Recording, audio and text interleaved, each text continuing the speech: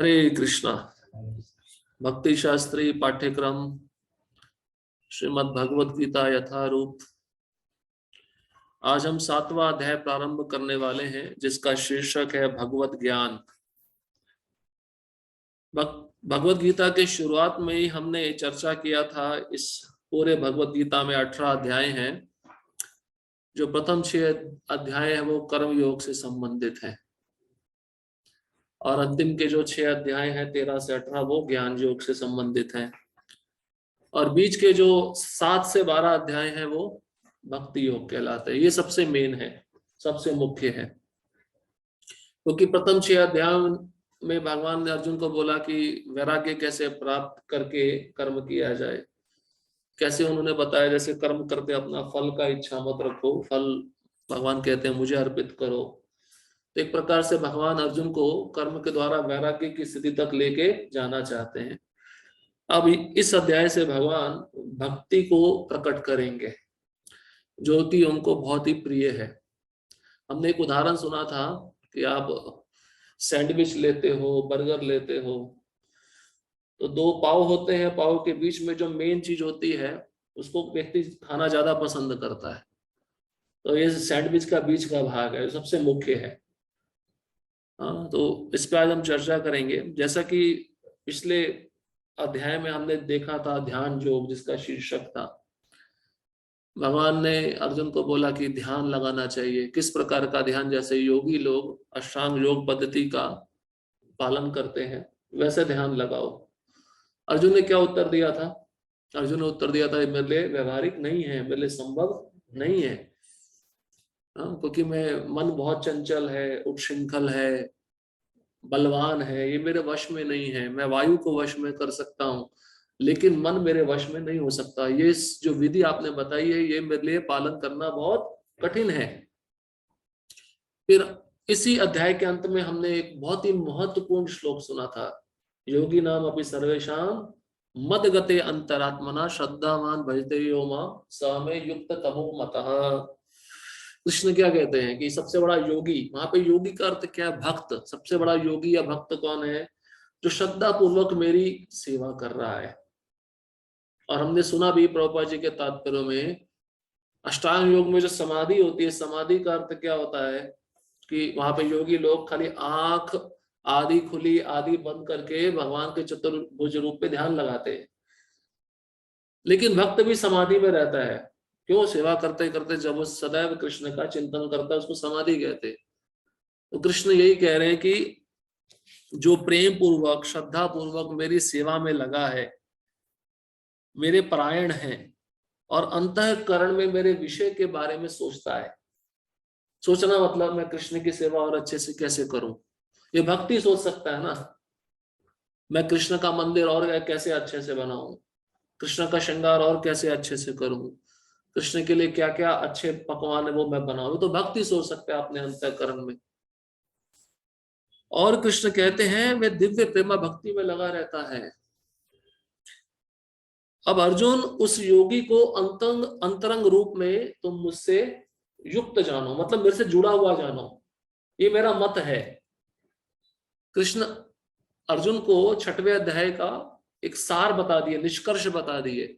इसका मतलब उन्होंने भक्ति की थोड़ी सी झलक उसी श्लोक में दे दी। अब वो भक्ति क्या है, कैसे की जाती है, अब वो आज से प्रारंभ करेंगे। इसलिए ये पिछले 6वें अध्याय का जो अंतिम श्लोक था, 7वें अध्याय के प्रथम श्लोक से इसका क्या संबंध है, इसकी व्याख्या की गई। अब इस अध्याय में लगभग 30 श्लोक हैं।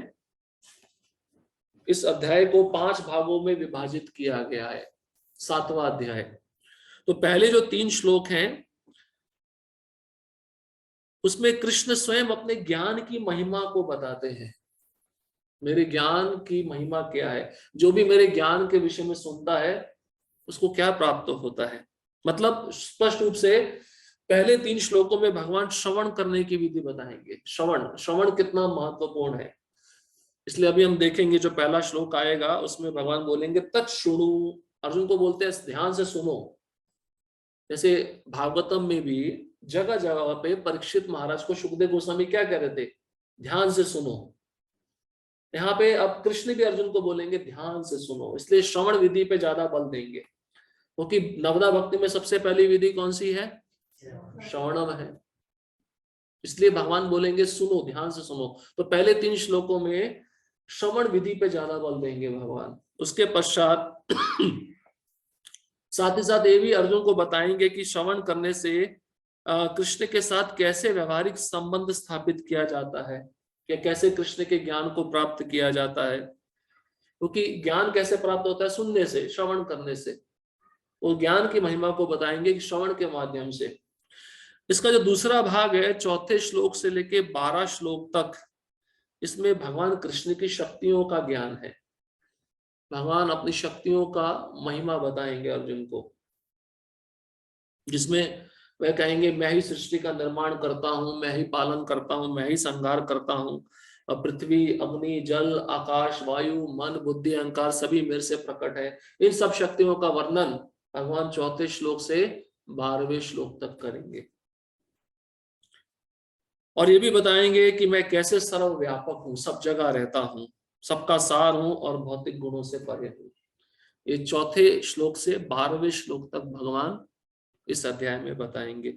इसके पश्चात 13वें श्लोक से 19वें श्लोक तक कैसे भगवान कृष्ण के प्रति शरणागत हुआ जाए, शरणागति का भाव, जिसमें भगवान कृष्ण स्पष्ट बोलेंगे ये संसार में जो जीव है बद्ध है, 3 गुणों से मोहित है, जब मैं मेरी शरण में आता तभी 3 गुणों से मुक्त हो सकता है। और फिर उसी में भगवान बताएंगे 4 प्रकार के लोग मेरे पास आते हैं जो मेरी उपासना करते हैं, किसी हेतु से आते हैं, और 4 प्रकार के लोग कभी भी मेरे पास नहीं आते, उनको मैं किस श्रेणी में रखता हूं। और कृष्ण की शरण ग्रहण करने वाले उदार होते हैं, उसमें से भगवान बताते हैं जो 4 प्रकार के मेरी शरण में आते हैं उसमें से मैं ज्ञानी को सबसे श्रेष्ठ मानता हूं। ज्ञानी मतलब वो भगवान के बारे में जान चुका है लेकिन और जानने का इच्छा रखता है, इच्छुक है। और फिर उसमें भी भगवान बोलेंगे वो ज्ञानी से भी श्रेष्ठ शुद्ध भक्त है जो बहुत दुर्लभ है।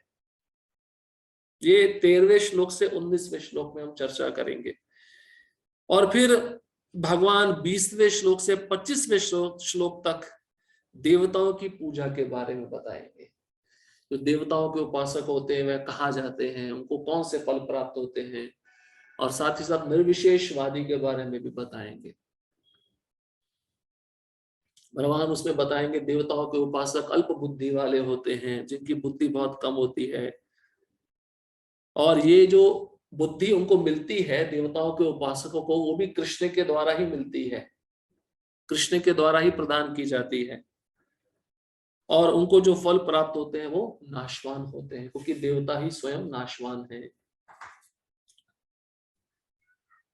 और इसके अंतिम भाग में, इस अध्याय के अंतिम भाग में 26 श्लोक से लेकर 30 श्लोक तक माया के भ्रम से कैसे पार करके जीव कृष्ण की भक्ति की ओर जा सकता है।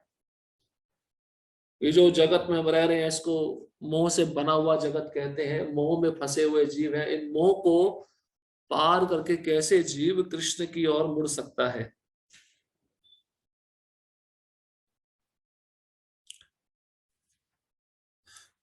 अब अध्याय पे आते हैं।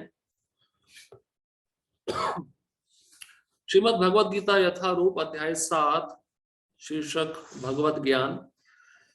श्लोक क्रमांक 1। श्री भगवान उवाच मया सक्त मना पार्थ योगम युञ्जन मदाश्रया असंशयं समग्रं मां यथा ज्ञास्यसि तच्छृणु।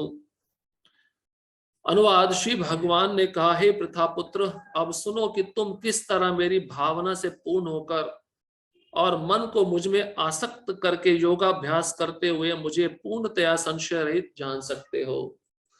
भगवान ने ये क्यों कहा अर्जुन को? क्योंकि पिछले अध्याय के अंतिम श्लोक में भगवान एक क्लू दिए, एक हिंट दिए कि अंतःकरण में वह भक्त मेरे बारे में चिंतन करता है, सोचता है, लेकिन कैसे सोचता है, कैसे चिंतन करता है, अब उसका विधि भगवान बताने जा रहे हैं। यहाँ पे कहते हैं, देखिए, मया सक्त मना पार्था, ये शब्द बहुत ही महत्वपूर्ण है। प्रभुपाद जी इसका अर्थ दिए हैं, मई मतलब मुझ में, मतलब कृष्ण कह रहे हैं मुझ में, आसक्त मना मतलब अपने मन को मुझ में आसक्त करो। कैसे? तत्शृणु, सुनकर, मेरे बारे में सुनकर।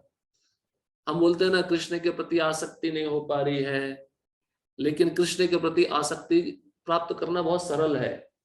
कैसे? जब हम कृष्ण के बारे में सुनेंगे। रुक्मिणी माता ने क्या किया था? सुना था ना, केवल श्रवण करके कृष्ण को प्राप्त किया था, कभी देखा नहीं था। जो याज्ञिक ब्राह्मण थे, उनकी पत्नियां, उन्होंने भी कभी कृष्ण को देखा नहीं था, केवल कृष्ण के बारे में सुना था। इसलिए अब भगवान श्रवण के विधि पर बल दे रहे हैं, और नवदा भक्ति में सबसे पहली विधि श्रवणम है। और प्रभुपाद जी भी तात्पर्य में श्रवण पे ही बल दिए हैं, और श्रवण की विधि क्या है वो भी बताए हैं। तात्पर्य, भगवत गीता के इस 7वें अध्याय में कृष्ण भावनामृत की प्रकृति का विशद वर्णन हुआ है। कृष्ण समस्त ऐश्वर्यों से पूर्ण है और वह इन्हें किस प्रकार प्रकट करते हैं, इसका वर्णन इसमें हुआ है। इसके अतिरिक्त इस अध्याय में इसका भी वर्णन है कि 4 प्रकार के भाग्यशाली व्यक्ति कृष्ण के प्रति आसक्त होते हैं, और 4 प्रकार के भाग्यहीन व्यक्ति कृष्ण की शरण में कभी नहीं जाते। तो प्रभुपाद जी तात्पर्य में मुख्य रूप से पूरे अध्याय का सार बता रहे हैं, जिससे आपको पता चल जाए कि कृष्ण अब इस अध्याय में क्या क्या बताने वाले हैं। प्रथम 6 अध्यायों में जीवात्मा को अभौतिक आत्मा के रूप में वर्णित किया गया है, जो विभिन्न प्रकार के योगों द्वारा आत्म साक्षात्कार को प्राप्त हो सकता है। 6ठे अध्याय के अंत में स्पष्ट कहा गया कि मन को कृष्ण पर एकाग्र करना, या दूसरे शब्दों में कृष्ण भावनामृत ही सर्वोच्च योग है। मन को कृष्ण पर एकाग्र करने से मनुष्य परम सत्य को पूर्णतया जान सकता है, अन्यथा नहीं।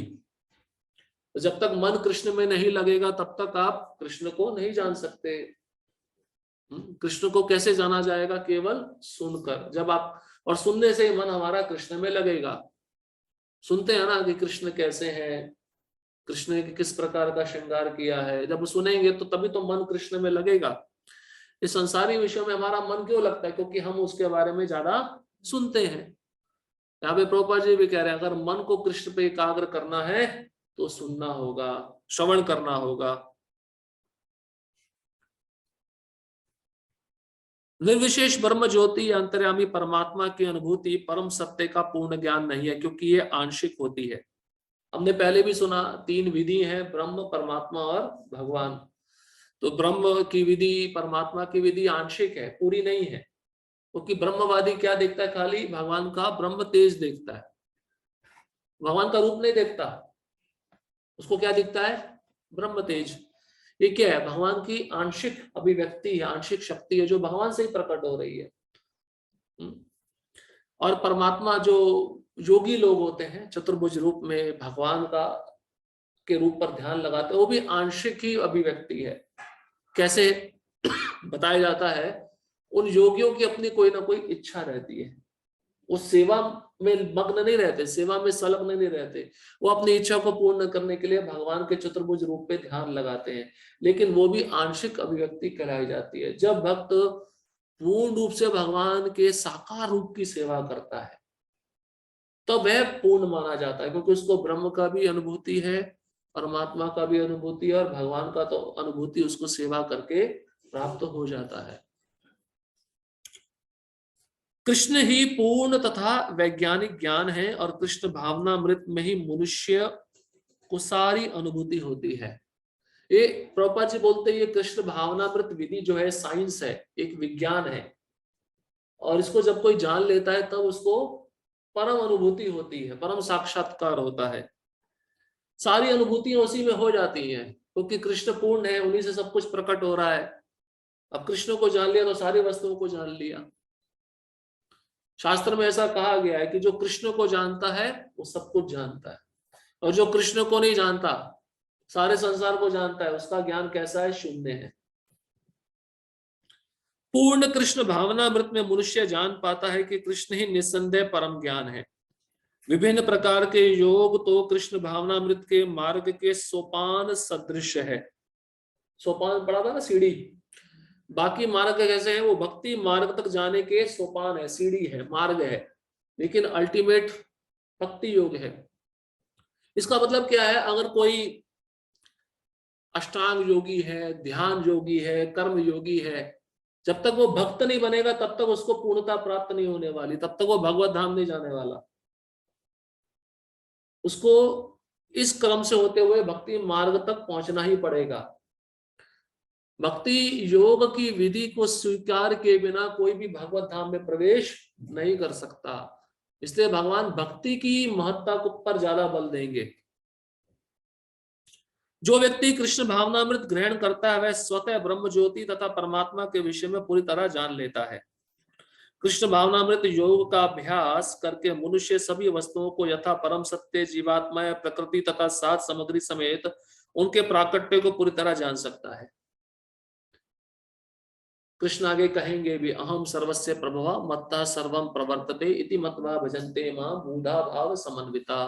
अर्जुन जो ये जानता है कि सभी लोक, कौन से लोक? ये भौतिक लोक और आध्यात्मिक लोक मेरे से प्रकट है, ये समझकर जो मेरी शरण में आकर मेरी भक्ति करता है वो सबसे ज्यादा बुद्धिमान है। बूढ़ा भाव समन्विता, सबसे ज्यादा बुद्धिमान मैं उसी को मानता हूं। तो जो कृष्ण को जानता है मतलब वो सबसे श्रेष्ठ ज्ञानी है। और ज्ञान क्या है? यहाँ पे देखिए प्रभुपाद जी कहते हैं परम सत्य तो स्वयं कृष्ण, उनको तो जानता ही है, साथ ही साथ जीवात्माओं को भी जानता है। सभी जीवात्माएं कृष्ण की तटस्था शक्ति है, विभिन्नांश है, ये भी ज्ञान उसको रहता है। इसलिए वो किसी भी जीव के प्रति द्वेष नहीं करता।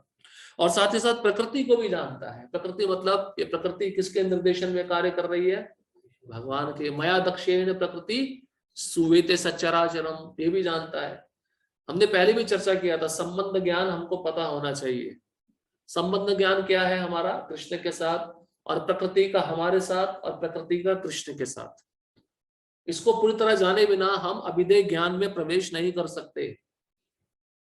इसलिए संबंध ज्ञान जानना जरूरी है कि प्रकृति भगवान के निर्देशन में कार्य कर रही है, जीवात्मा भगवान का ही अंश है, लेकिन प्रकृति का बहुत लंबे समय तक संग प्राप्त करने के कारण वह अपनी वास्तविक स्थिति को भूल चुका है और वह अपने को माया का दास समझकर इस संसार के सभी वस्तुओं पर प्रभुत्व जताने का प्रयास कर रहा है।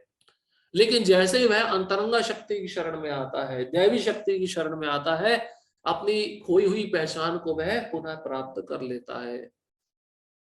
तो ये संबंध समझना जरूरी है। तो भक्त को ये सारे संबंध पता होते हैं। अतः मनुष्य को चाहिए कि छठे अध्याय के अंतिम श्लोक के अनुसार योग का अभ्यास करे। जो वही श्लोक, योगी नाम अपनी सर्वेशां मद गते अंतरात्मना, अपने अंतःकरण से मेरे बारे में सोचता है, नित्य सोचता है। कृष्ण कह रहे हैं अर्जुन को, कौन? मेरा भक्त सोचता है। तो इस विधि से हमें भक्ति योग करना चाहिए कि कृष्ण की हम जो भी सेवा कर रहे हैं वो कैसे अच्छे से करें। कई लोगों का तो उद्देश्य रहता ना, आपको बाह्य रूप से दिखेंगे कृष्ण की सेवा करते हुए, लेकिन उनका मन कृष्ण में नहीं रहता, उनका मन पैसे में रहता है। उनका उद्देश्य क्या रहता है? ज्यादा से ज्यादा कैसे पैसा कमाया जाए। तो वो भक्त नहीं है, क्योंकि उन्होंने अपना मन कृष्ण पे एकाग्र नहीं किया। लेकिन जो भक्त सब वस्तुओं को छोड़कर केवल अपना मन कृष्ण पे एकाग्र करने का प्रयत्न कर रहा है कि मैं गुरु और कृष्ण को कैसे संतुष्ट करूं, वो श्रेष्ठ योगी है। भगवान कहते हैं वो मेरे से युक्त रहता है, जुड़ा हुआ रहता है। मैं उसके बारे में सोचता हूं, वो मेरे बारे में सोचता है। परमेश्वर कृष्ण पर ध्यान की एकाग्रता को नवदा भक्ति के द्वारा संभव बनाया जाता है, जिसमें श्रवणम अग्रणी एवं सबसे महत्वपूर्ण है।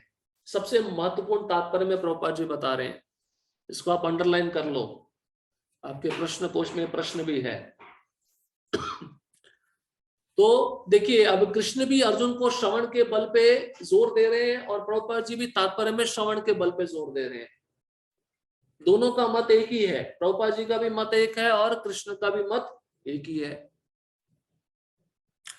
अतः भगवान अर्जुन से कहते हैं तत्शृणु, अर्थात मुझसे सुनो।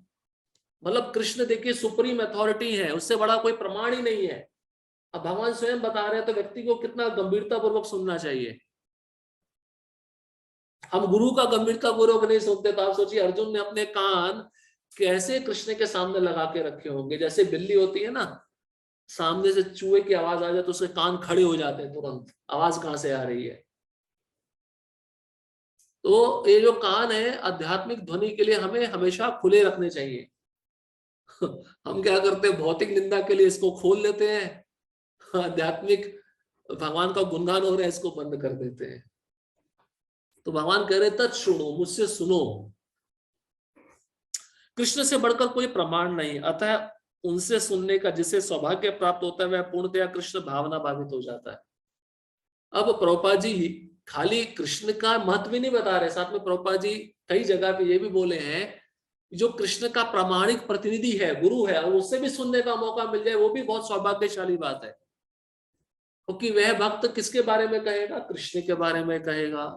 वो ब्रह्म ज्ञान है, जिसको शब्द ब्रह्म कहते हैं। ब्रह्म मतलब दिव्य, जो इस संसार का नहीं है। तो गुरु कैसा ज्ञान बताते हैं, भगवान से संबंधित ज्ञान बताते हैं। तो अगर शिष्य को सुनने का अवसर मिल रहा है तो वो भी बहुत सौभाग्यशाली शिष्य है। इसलिए अगर हमें सुनने का मौका मिल रहा है, अगर सेवा नहीं है तो सुनना चाहिए, बैठ के सुनना सबसे ज्यादा महत्वपूर्ण है। आप सोचिए परीक्षित महाराज 7 दिन में मरने वाले हैं और पूरा खबर पूरे ब्रह्मांड में फैल गया, सारे ऋषि मुनि अपना काम धंधा छोड़ के आ गए उधर बैठने सुनने के लिए। उनको अब वो पूरी सृष्टि का संचालन करते हैं, क्या उनके पास हमसे कोई कम काम धंधा है क्या? हमसे ज्यादा बिजी तो वो लोग हैं, क्योंकि हमसे बड़ी सेवा उनको मिली हुई है। लेकिन वो सब चीजें छोड़कर वो सुखदेव गोस्वामी के मुख से कथा सुनने के लिए आ गए। बोले ऐसा अवसर दोबारा नहीं मिलेगा।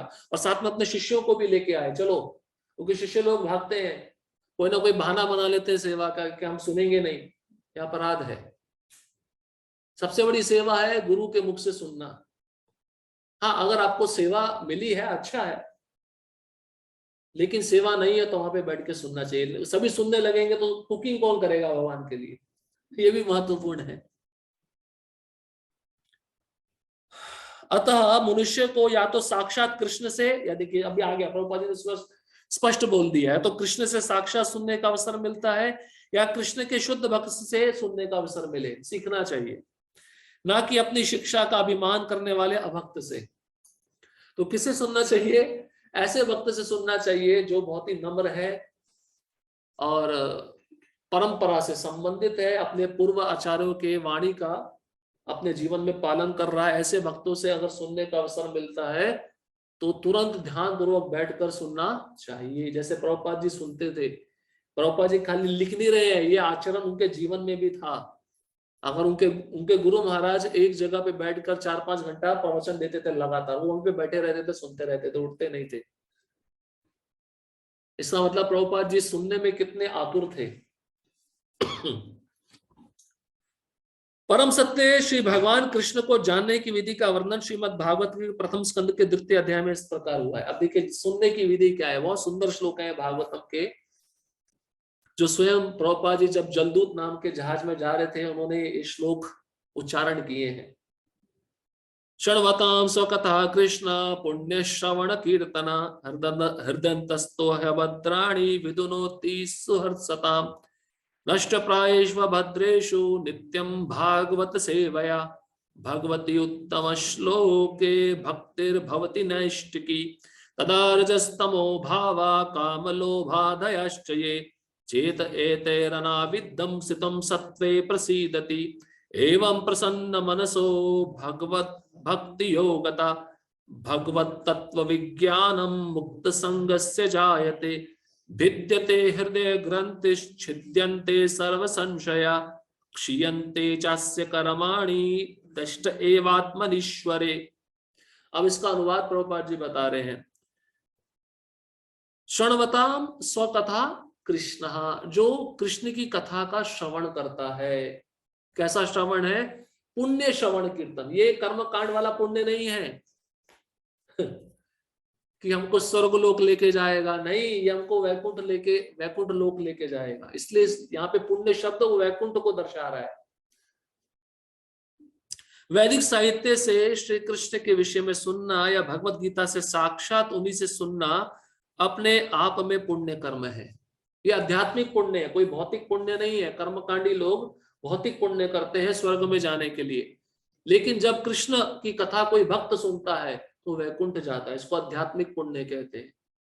आध्यात्मिक पुण्य कभी नष्ट नहीं होता, भौतिक पुण्य नष्ट होता है। ये अंतर है। और जो प्रत्येक हृदय में वास करने वाले भगवान कृष्ण के विषय में सुनता है, उसके लिए वह शुभेच्छु मित्र की भांति कार्य करते हैं, और जो भक्त निरंतर उनका श्रवण करता है वह उसे शुद्ध कर देते हैं।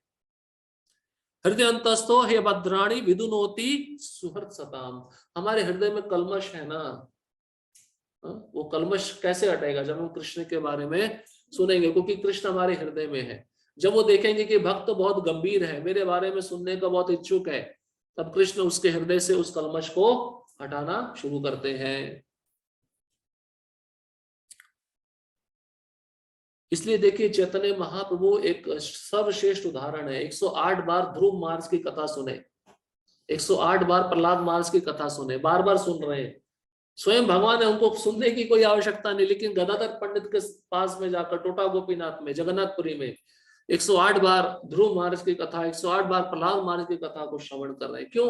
हमको सिखाने के लिए।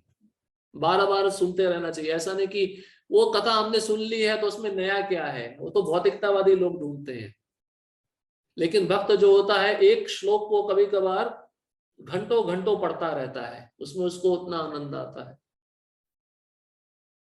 तो कृष्ण क्या करते हैं, जब देखते हैं कि वह भक्त बहुत गंभीरता से मेरे बारे में सुन रहा है, तो उसके हृदय से वह उस कलमश को नष्ट कर देते हैं, शुद्ध कर देते हैं। इस प्रकार भक्त अपने सुप्त दिव्य ज्ञान को फिर से पा लेता है। अब क्रम सुनिए, जैसे उसका कलमश नष्ट हो गया तो उसको क्या प्राप्त हो गया? दिव्य ज्ञान। दिव्य ज्ञान हृदय प्रकाशिता, गुरु पूजा में भी हम गाते हैं। दिव्य ज्ञान कौन देते हैं? गुरु देते हैं। गुरु के द्वारा हमें दिव्य ज्ञान प्राप्त होता है। कौन सा दिव्य ज्ञान? जीवेर स्वरूप होए कृष्ण नित्य दास, मैं कृष्ण का दास हूं। ये गुरु ने हमको बताया ना। इससे पहले हमको क्या पता था? हमको कुछ भी पता नहीं था। या तो कृष्ण वो दिव्य ज्ञान देंगे, नहीं तो उनका प्रतिनिधि वह दिव्य ज्ञान देगा। तो अपने खोए हुए दिव्य ज्ञान को वह जीव, वह भक्त पुनः प्राप्त कर लेता है जब वो कृष्ण के बारे में सुनता रहता है। जो जो वह भागवत तथा भक्तों से कृष्ण के विषय में अधिक अधिक सुनता है, त्यों त्यों वह भगवत भक्ति में स्थिर होता जाता है। इसलिए कौन सा श्लोक आया? नष्ट प्रायेषु अभद्रेषु नित्यम भागवत सेवया।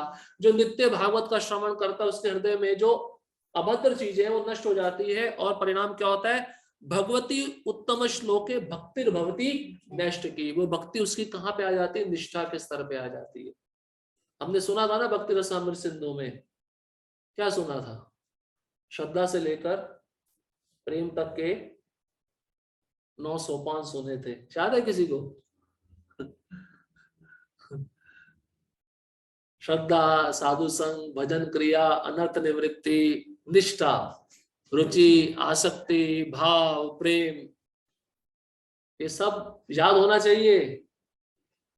तो अभी हम कहां पे अटके हुए हैं? कहां पे अटके हुए हैं? अनर्थ निवृत्ति पर अटके हुए हैं। ये पहाड़ के समान हमारे जीवन में बैठी हुई है, क्योंकि पूर्व जन्मों में हमने जो भी संस्कार किए हैं, कर्म किए हैं, उसकी छाप हमारे मन में, सूक्ष्म शरीर में है। अब उस पहाड़ रूपी अनर्थ निवृत्ति को पार करने के लिए क्या माध्यम है? क्या है? प्रभुपाद जी वही बता रहे, श्रवण। जितना ज्यादा भागवत का श्रवण करोगे, उतना ज्यादा भक्ति में स्थिर होते जाओगे। स्थिर मतलब निष्ठा। निष्ठा के स्तर पर जब भक्त आता है तो वह पूरी तरह से स्थिर हो जाता है। फिर उसकी भक्ति को कोई हिला नहीं सकता। स्थिर नहीं होता भक्त, तभी तो आश्रम छोड़ के चला जाता है, तभी तो भक्तों का संग छोड़ के चला जाता है। उसको मेरा मन नहीं लग रहा प्रभु जी।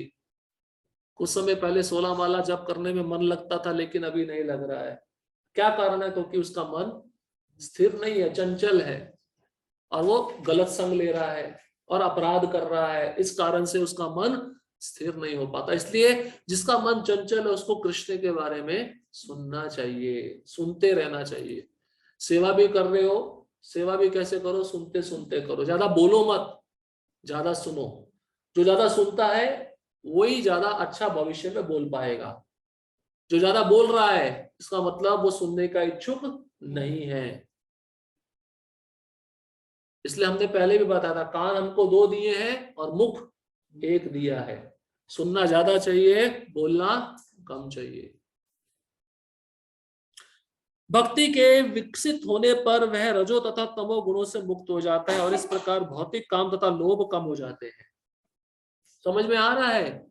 जब ज्यादा से ज्यादा कृष्ण के बारे में सुनता है, दिव्य ज्ञान प्राप्त होता है। दिव्य ज्ञान प्राप्त होने पर उसका मन स्थिर हो जाता है। मन स्थिर होने पर उसके काम, क्रोध, रजोगुण, तमोगुण नष्ट हो जाते हैं। ये क्रम बताया गया है।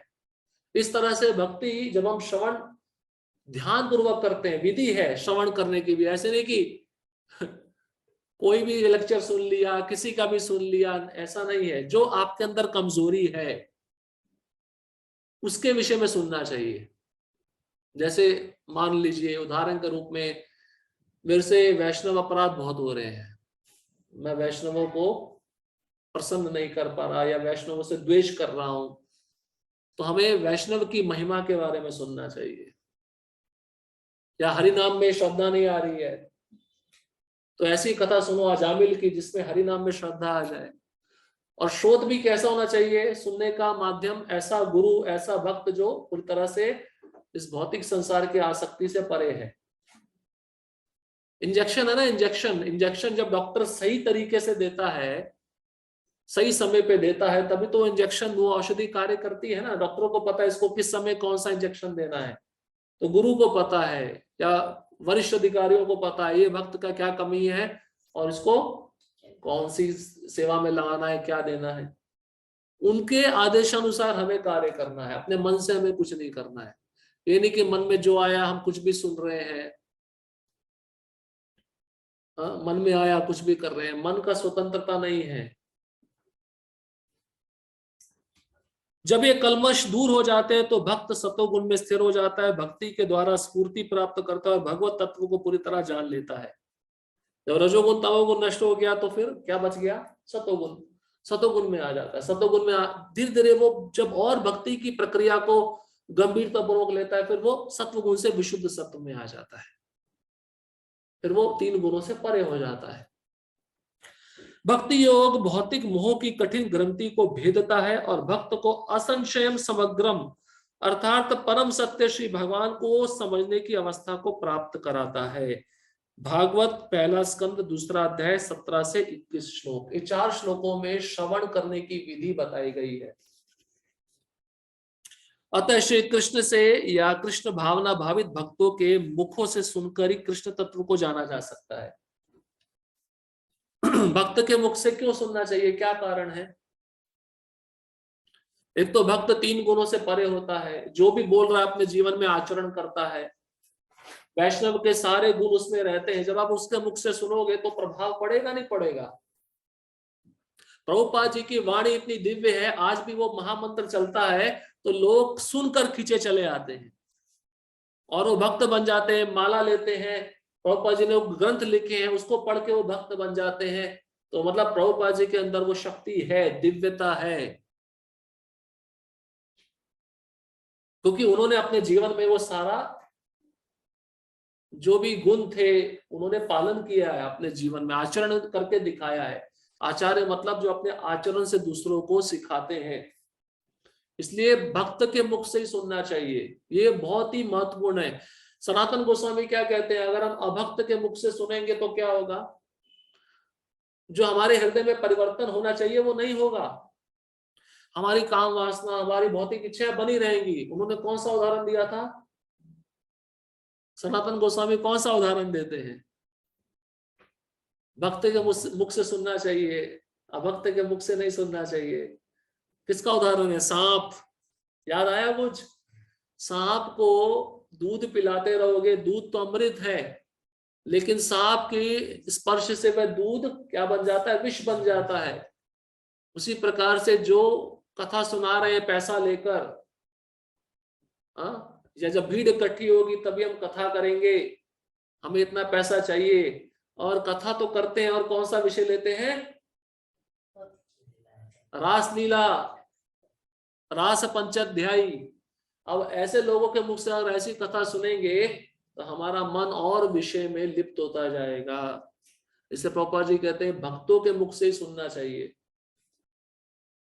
वृंदावन में भी जाओगे, बड़े बड़े पोस्टर लगे होंगे, इस कथावाचक का ये कथा है, यहाँ पे ये आयोजन किया गया है, नहीं सुनना चाहिए। अपने कृष्ण बलराम मंदिर में जाकर सुबह भागवतम कक्षा होती है, वो सुनना चाहिए, हिंदी और इंग्लिश दोनों में होती है। तीर्थ का मुख्य उद्देश्य क्या है? स्नान करना नहीं है, भ्रमण करना नहीं है, शुद्ध भक्त का संग लेके उनसे कथा सुनना है, ये उद्देश्य होना चाहिए तीर्थ यात्रा का। तीर्थ यात्रा में अगर कोई कुंडों में स्नान कर रहा है, हाँ, और भाग रहा है इधर से उधर, नेट सर्फिंग होता है। नेट सर्फिंग मतलब एक जगह से दूसरी जगह में भागते रहना। लेकिन एक भक्त ऐसा होता है वो नेट सर्फिंग नहीं करता, वो एक ही स्थान पर बैठकर अच्छे से जप करता है और कथा सुनता रहता है, वो ज्यादा लाभदायक है। इसलिए भागते नहीं रहना चाहिए धाम में, ये भी देख लूं वो भी देख लूं। हाँ, यात्रा होती है आपको दिखाने के लिए, अच्छा है, लेकिन श्रवण पे ज्यादा ध्यान देना चाहिए, क्योंकि श्रवण के माध्यम से हम लीलाओं को देख सकते हैं। अब श्लोक क्रमांक 2 में कृष्ण के बारे में ज्ञान तथा विज्ञान। ज्ञानम ते हम स विज्ञानम इदम वक्ष्याम शेषता यज्ञात्वा नेह भूयो अन्यज्ञातव्याम अवशिष्यते। अब मैं तुमसे पूर्ण रूप से व्यवहारिक तथा दिव्य ज्ञान कहूंगा, इसे जान लेने पर तुम्हें जानने के लिए और कुछ भी शेष नहीं रहेगा। देखिए कृष्ण क्या कह रहे हैं। कृष्ण कहते हैं जो बताने जा रहा हूं उसको ध्यान पूर्वक सुनो, और इसको जान लेने पर तुम्हें कुछ और जानने की आवश्यकता नहीं है। कैसा ज्ञान दे रहे हैं कृष्ण, देखो। इसका मतलब भगवत गीता में जो ज्ञान दिया है सभी उपदेशों का सार है। तात्पर्य पूर्ण ज्ञान में प्रत्यक्ष जगत, इसके पीछे काम करने वाला आत्मा तथा इन दोनों के उद्गम सम्मिलित है। इस जगत को पीछे, इसके पीछे कौन चला रहा है? इस जगत को भगवान ने प्रकट किया है, भगवान चला रहे हैं, लेकिन अभी वर्तमान स्थिति में कौन चला रहा है? हम सब जीव ही चला रहे हैं ना भाई। कैसे चला रहे हैं? देखो बड़े बड़े साधन बन रहे हैं, बड़े बड़े एरोप्लेन, बड़ी बड़ी बसें, कौन बना रहा है? आत्मा ही तो बना रहा है, मनुष्य के शरीर में जो बैठा है। आप सोचो, हमने भगवत गीता के दूसरे अध्याय में भी सुना था, बाल के अग्रभाग के 10,000वें अंश के बराबर ये है, और कितना बड़ा बड़ा कार्य कर रहा है। कर रहा नहीं कर रहा है? पदार्थ तो निर्जीव है लेकिन आत्मा सजीव है। लेकिन वो आत्मा सजीव होते हुए कैसे पदार्थ को इकट्ठा करके कुछ ना कुछ यंत्र बना के कैसे कैसे दिव्य क्रियाएं कर रहा है। अभी एरोप्लेन में आप बैठते हो, एक स्थान से दूसरे स्थान में पहुंच जाते हो, एक देश से दूसरे देश में, वो किसने बनाया? मनुष्य ने तो बनाया। ठीक है, बुद्धि अल्टीमेटली कृष्ण ने दिया है, लेकिन वो बुद्धि को वो चीज भी करनी आनी चाहिए, कितना मात्रा में क्या चीज मिलाना है, कितना खनिज मिलाना है, तभी तो वो यंत्र बन पाएगा ना। वो कहां से हुआ? उस आत्मा के द्वारा हुआ। ये भी कोई साधारण नहीं है। इसलिए कई शास्त्रों में आत्मा का भी गुणगान किया गया है। लेकिन समस्या क्या है? ये लोग उस कार्य को कहां पे लगा रहे हैं? गलत इस्तेमाल में लगा रहे हैं, अपने भोगों के लिए लगा रहे हैं। और भक्त वास्तव में जानता है कि वो जो आत्मा है किसका दास है और उसको किसकी सेवा में लगाना चाहिए। यही अंतर है। इसलिए प्रभुपाद जी तात्पर्य में प्रथम पंक्ति में कहते हैं, ये जो प्रत्यक्ष जगत आपको दिख रहा है इसके पीछे आत्मा काम कर रहा है। यह दिव्य ज्ञान है। भगवान उपयुक्त ज्ञान पद्धति बताना चाहते हैं क्योंकि अर्जुन उनका विश्वस्त भक्त तथा मित्र है। चतुर्थ अध्याय के प्रारंभ में इसकी व्याख्या भगवान कृष्ण ने की और उसी की पुष्टि यहाँ पर हो रही है। भगवत भक्त द्वारा पूर्ण ज्ञान का लाभ भगवान से प्रारंभ होने वाली गुरु परंपरा से ही किया जा सकता है।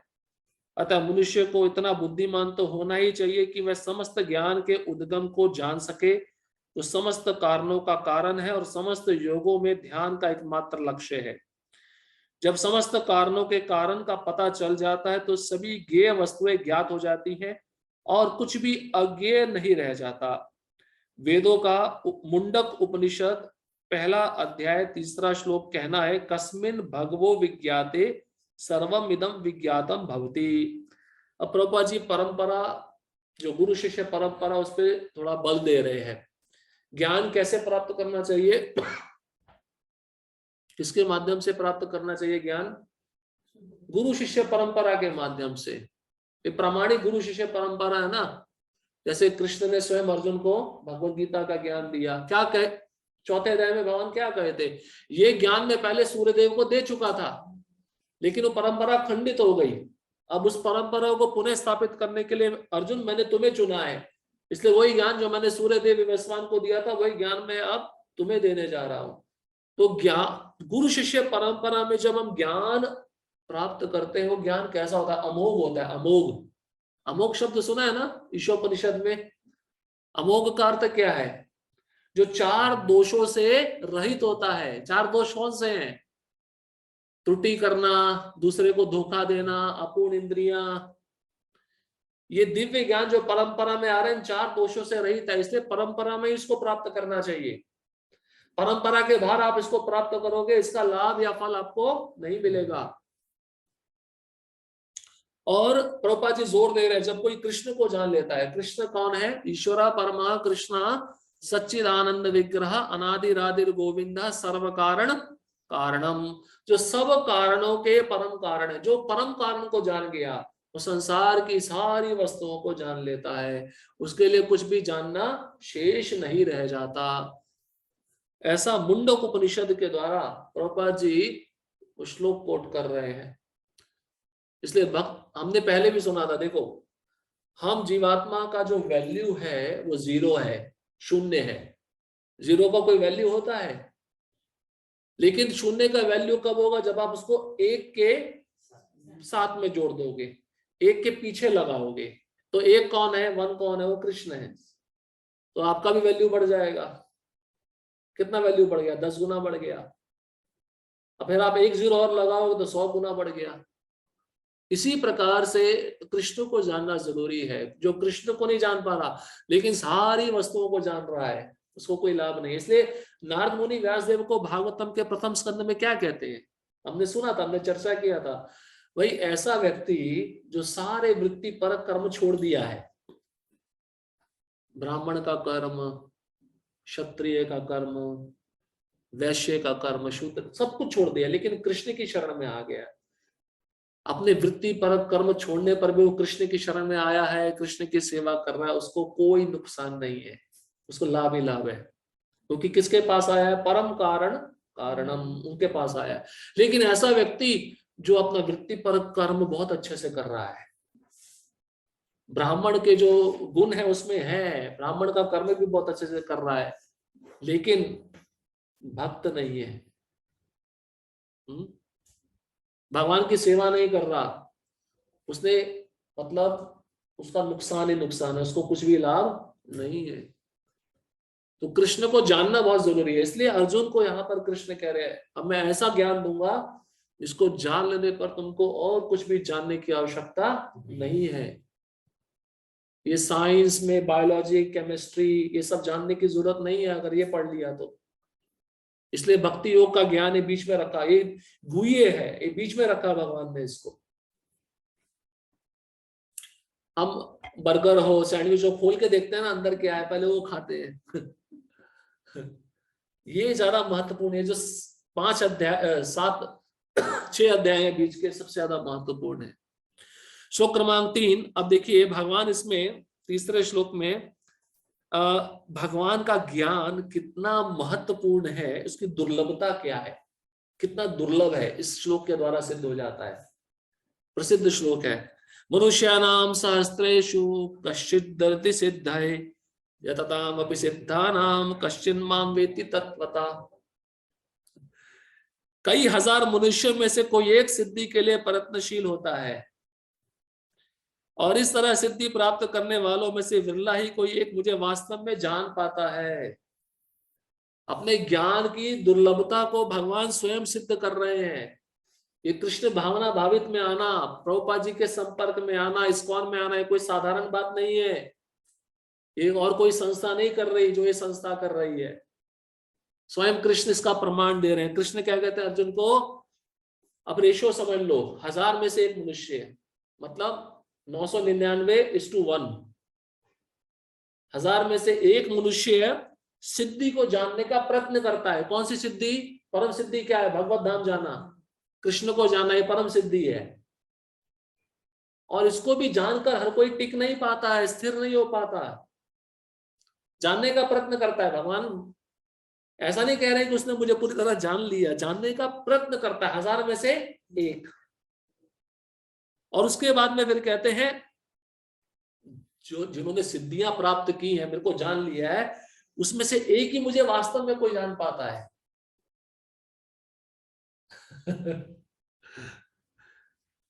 कितना दुर्लभ है, आप सोचिए, विचार करिए श्लोक पे। कृष्ण का ज्ञान, कृष्ण का नाम, कृष्ण का रूप कितना दुर्लभ है। तात्पर्य मनुष्यों की विभिन्न कोटियां हैं और हजारों मनुष्यों में से शायद विरला मनुष्य ही ये जानने में रुचि रखता है कि आत्मा क्या है, शरीर क्या है और परम सत्य क्या है। सही है ना? इचल करंजी की आबादी 5 लाख, उसमें से रविवार में जो सत्संग होता है कितने आते हैं? ये वो लोग हैं जो 1000 में से 1 चुने गए हैं, सब वहां पे आके बैठ रहे हैं। लेकिन जो पूरी तरह जानकर जीवन दे दिया है, अपना तन मन सब कुछ दे दिया है, भगवान उसके विषय में बता रहे हैं। आप सोचो, उसमें भी फिल्ट्रेशन होता है। पानी को फिल्टर करके पीते हैं ना, कितनी बार फिल्टर करते हैं, कितनी बार हम छानते हैं। क्यों छानते हैं? कि हमारे पेट में गंदा पानी ना जाए, कोई बीमारी ना हो जाए। ऐसा ज्ञान जो बहुत ही परंपरा के द्वारा दिव्य रूप से आता है, वो फिल्टर होके आता है पूरा, और उसमें एक बिंदु भी भौतिक दूषण नहीं होता। तभी कृष्ण कह रहे हैं कि ऐसा ज्ञान केवल शुद्ध भक्त के माध्यम से आता है और बिरला ही इसे प्राप्त करता है कोई। अभी आप देखो कितने लोग आते हैं, उसमें से आप देखो कितने जप को गंभीरता पूर्वक लेते हैं, कितने 16 माला करते हैं, कितने दीक्षित हैं। इसमें भी आप क्रम देखोगे, डीप में जाओगे, बहुत आपको फिल्ट्रेशन मिलेगा। कई करते हैं 16 माला अच्छा, पर दीक्षा लेने को तैयार नहीं है, मतलब वो भी गंभीर नहीं है, शरणागति नहीं है उनके अंदर, शरणागति की इच्छा नहीं है।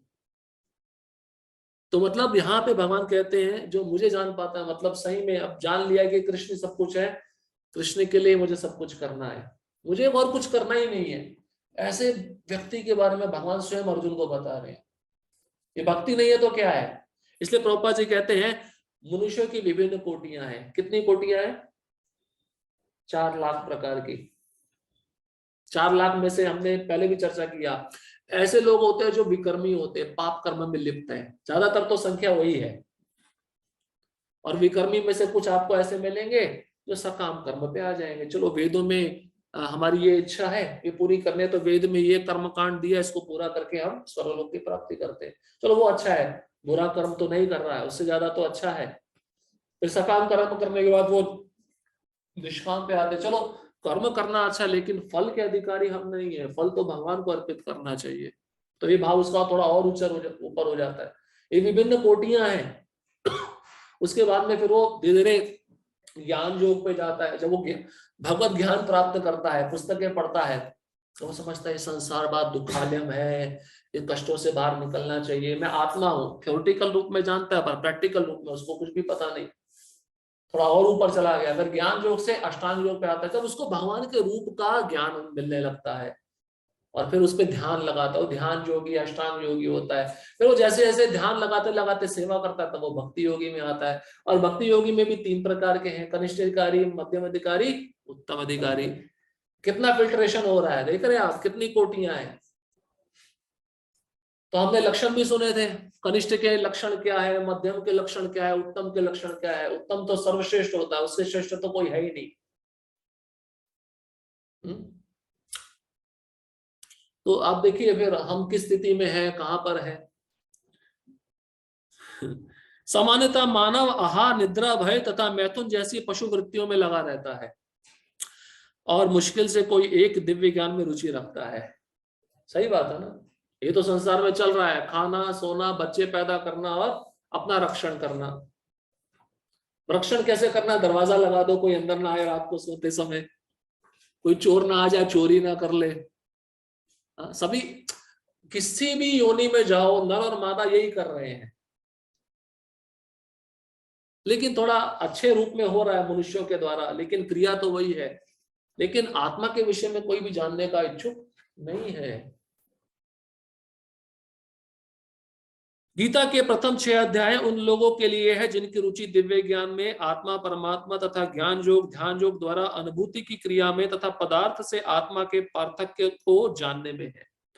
तो प्रथम 6 अध्याय में क्या बताया, आत्मा और शरीर में अंतर क्या है और किस प्रकार से आत्मा शाश्वत है, शरीर नाशवान है। किंतु कृष्ण तो केवल उन्हीं व्यक्तियों द्वारा ज्ञेय है, ज्ञेय मतलब जानने योग्य, जो कृष्ण भावना भावित है। तो प्रभा जी कह रहे हैं कृष्ण तो उन्हीं को जाने जाते हैं जो भक्त हैं। भक्त के अलावा कृष्ण अपने रूप का दर्शन, जो उनका दिव्य नाम है, उसका महत्व, ये भक्त को छोड़कर किसी के सामने वह प्रकट नहीं करते। अन्य योगी निर्विशेष ब्रह्म अनुभूति प्राप्त कर सकते हैं, क्योंकि कृष्ण को जानने की अपेक्षा यह सुगम है। कृष्ण परम पुरुष है, किंतु साथ ही वह ब्रह्म तथा परमात्मा ज्ञान से परे हैं। योगी तथा ज्ञानी जन कृष्ण को नहीं समझ पाते। यद्यपि महानतम निर्विशेषवादी मायावादी शंकराचार्य ने अपनी गीता भाष्य में स्वीकार किया है कि कृष्ण भगवान है, किंतु उनके अनुयायी इसे स्वीकार नहीं करते, क्योंकि भले ही किसी को निर्विशेष ब्रह्म की दिव्य अनुभूति क्यों ना हो, कृष्ण को जान पाना अत्यंत कठिन है। तो ब्रह्मवादी के लिए, ब्रह्मवादी को क्या लगता है कि मेरे लिए ब्रह्म मार्ग बहुत सुगम है, तेज है, यही सब कुछ है, इसी में विलीन होना है। तो ज्ञानी योगी ये भी कृष्ण को नहीं जान पाते। कृष्ण को तो केवल उनके भक्त ही जान सकते हैं, जो प्रेममयी सेवा में लगे हैं। ब्रह्म संहिता में 5वां अध्याय 38वें श्लोक में स्वयं ब्रह्मा जी क्या कहते हैं, प्रेमांजन छुरित भक्ति विलोचनेन संतः सदैव हृदयेषु विलोकयन्ति यम श्याम सुंदरम अचिंत्य गुणस्वरूपम गोविंदमादि पुरुषम तमहम भजामि। क्या कहते हैं ब्रह्मा जी, जिन भक्तों ने अपनी आंख में प्रेम का अंजन लगाया है, जो सदैव मेरी सेवा करते रहते हैं, तो मैं उनके सामने अपने श्याम सुंदर रूप को प्रकट करता हूं। कभी भी मैं उनकी आंखों से ओझल नहीं होता। ये प्रेममयी सेवा है। और सदैव उनके हृदय में विलोकयन्ति, विलोकयन्ति मतलब उनके हृदय में स्थित रहता हूं। और जहां कहीं भी वो देखते हैं, वह मेरे को ही देखते हैं, उस वस्तु को मेरे से जोड़ देते हैं, कनेक्टेड कर देते हैं। इस कारण से मैं सदैव उनके सामने स्थित रहता हूं। कृष्ण भगवान समस्त कारणों के कारण आदि पुरुष गोविंद है। ईश्वरा परमः कृष्ण सच्चिदानंद विग्रह अनादिरादिर गोविंदा सर्व कारण कारणम। अभक्तों के लिए उन्हें जान पाना अत्यंत कठिन है। देवता तक नहीं जान पाते तो अभक्त क्या जानेंगे। ब्रह्मा जी ने उन्होंने सृष्टि की रचना की, पहले इंजीनियर हैं, वही नहीं जान पाए। हाँ, तो अभक्त कैसे जान पाएगा। ब्रह्मा जी से अपराध हो गया, ग्वाल बाल बछड़े चुरा लिए, क्षमा मांगने लगे, तो आप स्तुति पढ़ेंगे, भागवतम में बहुत सुंदर श्लोक आता है। पता इतनी अच्छी उपमा दी है ब्रह्मा जी। ब्रह्मा जी कहते हैं, हे प्रभु, हे भगवान, जैसे माँ के पेट में बच्चा होता है और बच्चा जब लात मारता तो माँ बुरा नहीं मानती, उसको बहुत आनंद आता है। ऐसे मैं आपका बच्चा हूं, मेरे से गलती हो गई, जो मैंने अपराध किया आपको लात मारने के जैसा था, आप मेरे को क्षमा कर दो। इस प्रकार से ब्रह्मा जी प्रार्थना करते हैं। और कृष्ण इतने छोटे से बालक हैं, ब्रह्मा जी आते हैं सामने, ब्रह्मा जी रो रहे होते हैं। ब्रह्मा जी के 4 मुख है, 8 आंखें हैं, 8 आंखों से आंसू निकल रहे हैं। तो बोलते हैं आप आदि नारायण हो। आदि नारायण मतलब आपसे नारायण आते हैं, तो आप मेरे पिता हो। तो भगवान, हमारे आचार्य टीका में लिखते हैं, भगवान सोचते हैं अरे मेरी शादी भी नहीं हुई है, ये कहां से मेरा पुत्र जन्म ले लिया। ब्रज भाव में है ना, ब्रज भाव में छोटे से बालक हैं, उनको यही ऐसा धारणा आया, ये तो ग्वाला है, गैया चराता है, कहां से भगवान हो गया, ये तो भगवान हो ही नहीं सकता है। जब ब्रह्मा जी के मन में ऐसी बात आ सकती है, तो इस संसार जो रजोगुण और तमोगुण में बैठा हुआ है, उसके विषय में क्या कहा जाए। यद्यपि अभक्तगण ये घोषित करते हैं कि भक्ति का मार्ग सुगम है, किंतु वे इस पर चलते नहीं। यदि भक्ति मार्ग इतना सुगम है जितना भक्तगण कहते हैं, तो फिर वे कठिन मार्ग क्यों ग्रहण करते हैं? वास्तव में भक्ति मार्ग सुगम नहीं है। देखो प्रभुपाद जी कह रहे हैं, सुबह मंगला आरती में जल्दी उठना आसान नहीं है, भक्तों के संग में रहना आसान नहीं है, ध्यान पूर्वक जप करना आसान नहीं है। भक्ति मार्ग सुगम नहीं है, लेकिन सुगम उसके लिए जो गंभीर है, और मुश्किल किसके लिए, दुर्गम किसके लिए, जो गंभीर नहीं है। सीधी से प्रभुपाद जी ने इसका भी उत्तर दिया है। भक्ति मार्ग हमें लगता है आसान है, लेकिन आसान नहीं। प्रभुपाद जी कहते तलवार की धार पे चलने के समान है। आपका ध्यान नहीं हुआ तो रक्त निकल आएगा।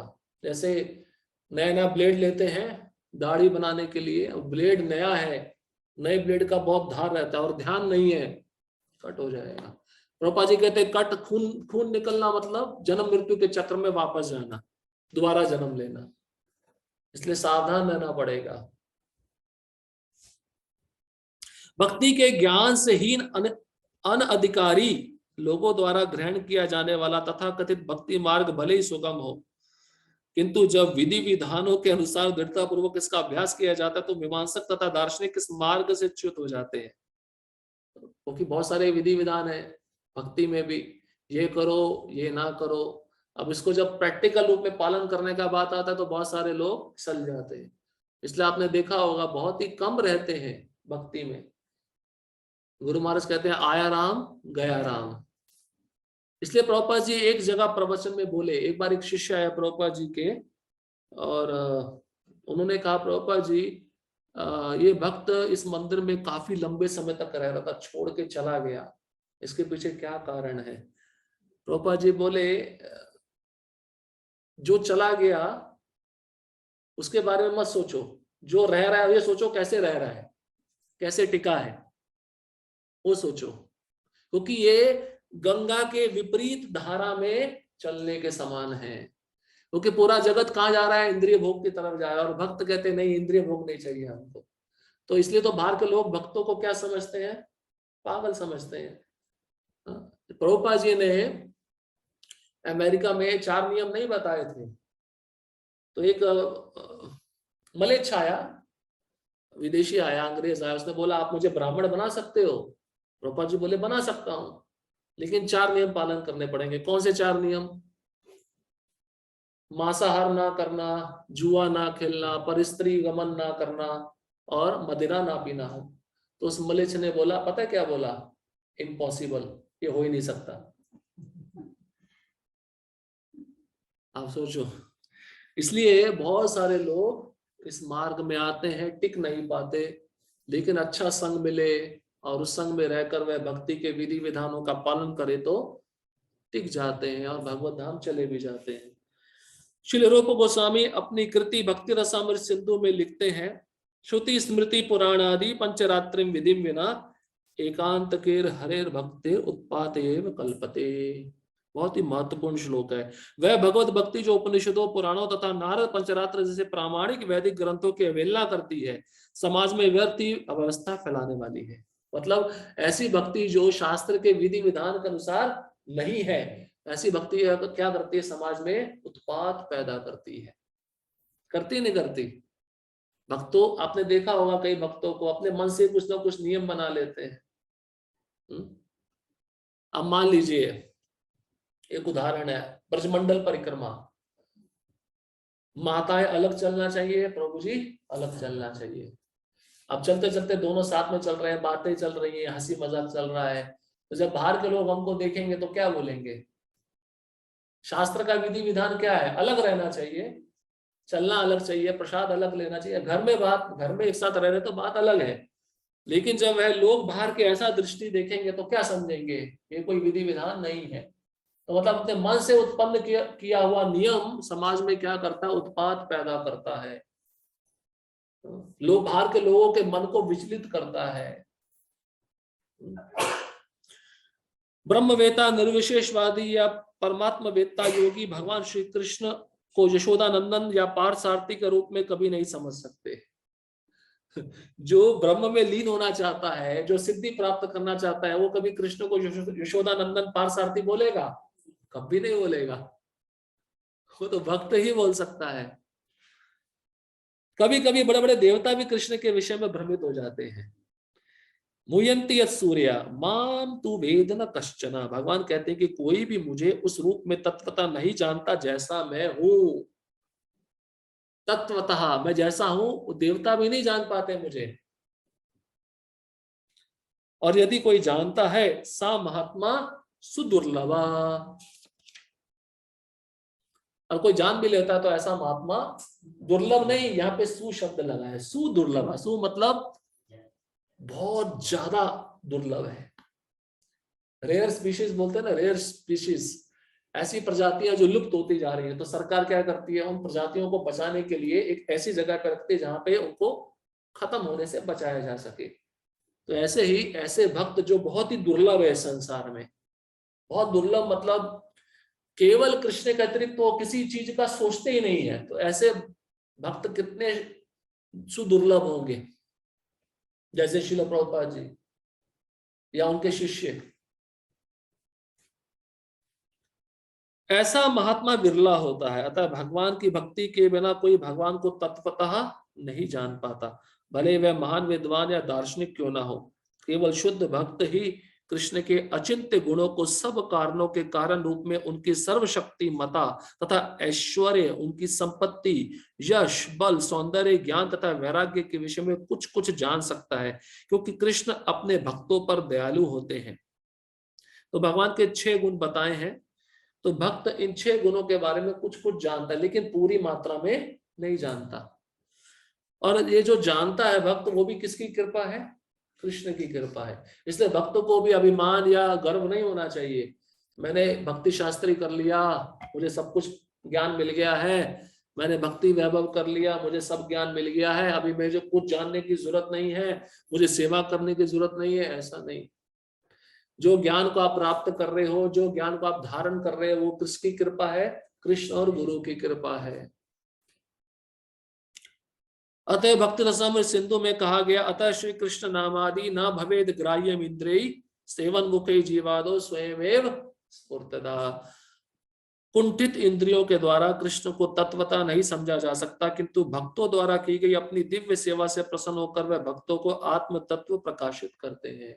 कुंठित इंद्रियां मतलब दूषित, इसको कदेंद्रियां भी कहते हैं। कदेंद्रियां मतलब जो इंद्रियां भी भोगों में लगी हुई हैं, इसलिए कृष्ण के नाम रूप गुण लीला को नहीं समझ पा रही।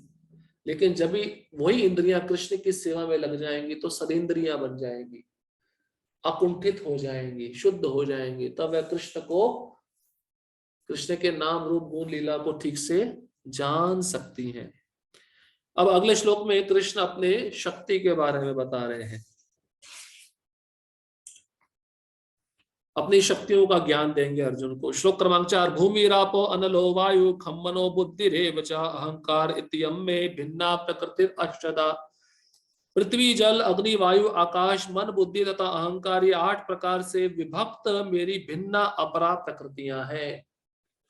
भिन्ना मतलब भगवान कहते अलग है, लेकिन अलग नहीं है, भगवान से ही प्रकट हुई है, भगवान के जैसे ही है। और कैसी है? अपरा।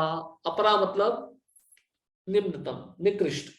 हम शक्ति जो जीव है वो कौन सी है? पराशक्ति है, श्रेष्ठ शक्ति है। ईश्वर विज्ञान भगवान की स्वाभाविक स्थिति तथा उनकी विविध शक्तियों का विश्लेषण करता है। भगवान के विभिन्न पुरुष अवतारों विस्तारों की शक्ति को प्रकृति कहा जाता है, जैसा कि सातवत तंत्र में उल्लेख मिलता है। तो देखिए ये 5 जो है, ये स्थूल शरीर इनसे बना है, और 3 तत्व जो है मन बुद्धि अहंकार, उनसे सूक्ष्म शरीर बना है। तो इन्हीं 8 तत्वों से संसार की हर एक वस्तु आपको दिखेगी बनी हुई। इसका मतलब जो वस्तु आपको दिख रही है वो कृष्ण की शक्ति है। विष्णुस्तु त्रीणि रूपाणि पुरुषाख्यान यथो विदु, एकम तु महता स्रष्टा द्वितीयम त्वड संस्थितम तृतीयम सर्वभूतस्थम तानि ज्ञात्वा विमुच्यते। अब 3 विष्णुओं के बारे में बता रहे हैं। जो इन 3 विष्णुओं को जान लेता है वो मुक्त हो जाता है। जो सृष्टि का मैनेजमेंट कर रहे हैं, सृष्टि का संचालन कर रहे हैं। कृष्ण सृष्टि का संचालन नहीं करते। सृष्टि के लिए भगवान कृष्ण का स्वांश 3 विष्णुओं का रूप धारण करता है। पहले महाविष्णु है जो संपूर्ण भौतिक शक्ति महतत्व को उत्पन्न करते हैं। पहले विष्णु कौन है? महाविष्णु, जिनको कारणोदक शाय विष्णु कहते हैं, जो कारण सागर में शयन करते हैं और जिनके एक एक रोम से एक एक ब्रह्मांड प्रकट होता है। द्वितीय गर्भोदकशाही विष्णु है जो समस्त ब्रह्मांडों में प्रविष्ट होकर उनमें विविधता उत्पन्न करते हैं। दूसरे गर्भोदकशाही विष्णु ये क्या करते हैं? जो जो ब्रह्मांड निकले हैं उन सब ब्रह्मांडों में प्रवेश करते हैं। उसको विविधता मतलब उसमें वैरायटी पैदा करना, उसको संचालित करना। क्योंकि जब तक भगवान प्रवेश नहीं करेंगे तब तक वो ब्रह्मांड नहीं चलेगा। जब तक आत्मा इस शरीर में प्रवेश नहीं करता आत्मा नहीं चल सकता। जब तक कोई ड्राइवर गाड़ी में प्रवेश नहीं करता तब तक गाड़ी नहीं चल सकती। उसी प्रकार से भगवान जब तक प्रवेश नहीं करते ब्रह्मांडों में तब तक ब्रह्मांड संचालित नहीं होते। तृतीय क्षीरोदकशाही विष्णु है जो समस्त ब्रह्मांडों में सर्वव्यापी परमात्मा के रूप में फैले हुए हैं और परमात्मा कहलाते हैं। तीसरे क्षीर सागर में शयन करने वाले, ये गर्भोदक शाही विष्णु है। इन्हीं के नाभि से कमल प्रकट होता है और कमल पे ब्रह्मा जी का जन्म होता है। और तीसरे क्षीरोदक शाही विष्णु है जो क्षीर सागर में रहते हैं, दूध के सागर में। ये श्वेत द्वीप ही है, जो ध्रुव लोक कहलाता है वो श्वेत द्वीप है। वहीं पे वो क्षीर सागर में शयन करते हैं, ध्रुव महाराज के साथ में रहते हैं। और ये दूध का सागर है। यहाँ पे ये जो क्षीरोदक शाही विष्णु है, जितने भी जीव दिखते हैं जितने ब्रह्मांडों में, उन जीवों के हृदय में परमात्मा रूप में रहते हैं। और देवताओं को जब भी कोई समस्या आती है, हाहाकार मचता है, तो ये देवता इसी क्षीरोदक शाही विष्णु के पास जाते हैं, प्रार्थना करते हैं। वो डायरेक्ट कृष्ण के पास नहीं जा सकते। वे प्रत्येक परमाणु तक के भीतर उपस्थित हैं। जो भी इन तीनों विष्णु रूपों को जानता है वह भव बंधन से मुक्त हो सकता है। आप सभी मुक्त हो गए, आपने तीनों विष्णुओं के बारे में जान लिया। हाँ? कोई सोचेगा विष्णु भी अलग अलग प्रकार के, देखो शास्त्र में दिया है, सातवत तंत्र में दिया है। कई लोग तो सोचते हैं विष्णु एक ही है और विष्णु से ही कृष्ण आए हैं। अगर शास्त्र को अच्छे से पढ़ेंगे डिटेल में तो देखिए प्रभुपाद जी ने सब लिखा है। सातवत तंत्र ये हमारे शास्त्रों में दिया गया है। यह भौतिक जगत भगवान की शक्तियों में से एक का क्षणिक प्राकट्य है। इस जगत में रह रहे हैं, भगवान की एक आंशिक शक्ति, इतनी चित्कण शक्ति है। हम इतना बड़ा दिखता है लेकिन भगवान के सामने कुछ भी नहीं है। इस जगत की सारी क्रियाएं भगवान कृष्ण के 3 विष्णु अंशों द्वारा निर्देशित है। इसका मतलब कृष्ण कुछ नहीं करते, कृष्ण खाली गोलोक में रहते हैं, अपना वेणु वादन करते हैं बस। उनका और कोई टेंशन नहीं है कि मैनेजमेंट कैसे चलाया जाए, सबको खाना कैसे दिया जाए, सबको कपड़ा कैसे दिया जाए, सबको आश्रय कैसे दिया जाए। वो कृष्ण नहीं सोचते, वो विष्णु सोचते हैं। इसका मतलब कृष्ण ने स्वयं विष्णुओं को काम पे लगा रखा है और स्वयं क्या कर रहे हैं? आनंद ले रहे हैं, वेणु वादन कर रहे हैं, अपने मित्रों के साथ खेल रहे हैं। ये कृष्ण है। समझ में नहीं आएगा, कोई समझ नहीं पाएगा कृष्ण को, ऐसे ही कृष्ण है। ये पुरुष अवतार कहलाते हैं। ये तीनों विष्णु क्या है? पुरुष अवतार। गुण अवतार होते हैं, ब्रह्मा विष्णु शिव गुण अवतार है। शक्तावेश अवतार होते हैं, युग अवतार होते हैं, ये सब अवतार हैं। तो ये 3 विष्णु पुरुष अवतार कहलाते हैं। सामान्य रूप से जो व्यक्ति ईश्वर तत्व कृष्ण को नहीं जानता वह ये मान लेता है कि ये संसार जीवों के भोग के लिए है और सारे जीव पुरुष है, भौतिक शक्ति के कारण नियंता तथा भोक्ता है। भगवत गीता के अनुसार ये नास्तिक निष्कर्ष झूठा है। प्रस्तुत श्लोक में कृष्ण को इस जगत का आदि कारण माना गया है। श्रीमद् भागवत में भी इसकी पुष्टि होती है। भगवान की पृथक पृथक शक्तियां इस भौतिक जगत के घटक हैं। यहाँ तक कि निर्विशेषवादियों का चरम लक्ष्य ब्रह्म ज्योति भी एक आध्यात्मिक शक्ति है जो परव्योम में प्रकट होती है। ब्रह्म ज्योति में वैसी भिन्नताएं नहीं जैसी कि वैकुंठ लोक में है। फिर भी निर्विशेषवादी इस ब्रह्म ज्योति को चरम शाश्वत लक्ष्य स्वीकार करते हैं। परमात्मा की अभिव्यक्ति भी क्षीरोदकशाही विष्णु का एक क्षणिक सर्वव्यापी पक्ष है। आध्यात्मिक जगत में परमात्मा की अभिव्यक्ति शाश्वत नहीं होती। अतः यथार्थ परम सत्य तो श्री भगवान कृष्ण है। वह पूर्ण शक्तिमान पुरुष है और उनकी नाना प्रकार की भिन्न तथा अंतरंगा शक्तियां होती हैं। तो जो लोग कृष्ण को पूर्ण पुरुषोत्तम भगवान के रूप में नहीं मानते, तो वे संसार की प्रत्येक वस्तु का भोग करना चाहते हैं, प्रभुपाद जी लिख रहे हैं। और जो ब्रह्मवादी ब्रह्म में लीन होना चाहते हैं, तो ब्रह्म में भगवान के तेज में विविधताएं नहीं है जो वैकुंठ लोक में विविधता है, लेकिन ये ब्रह्म भी परव्योम जगत का एक अंश है। लेकिन वहां पे जाकर उस ब्रह्मवादी को पुनः वापस इस पृथ्वी पर लौटना पड़ता है।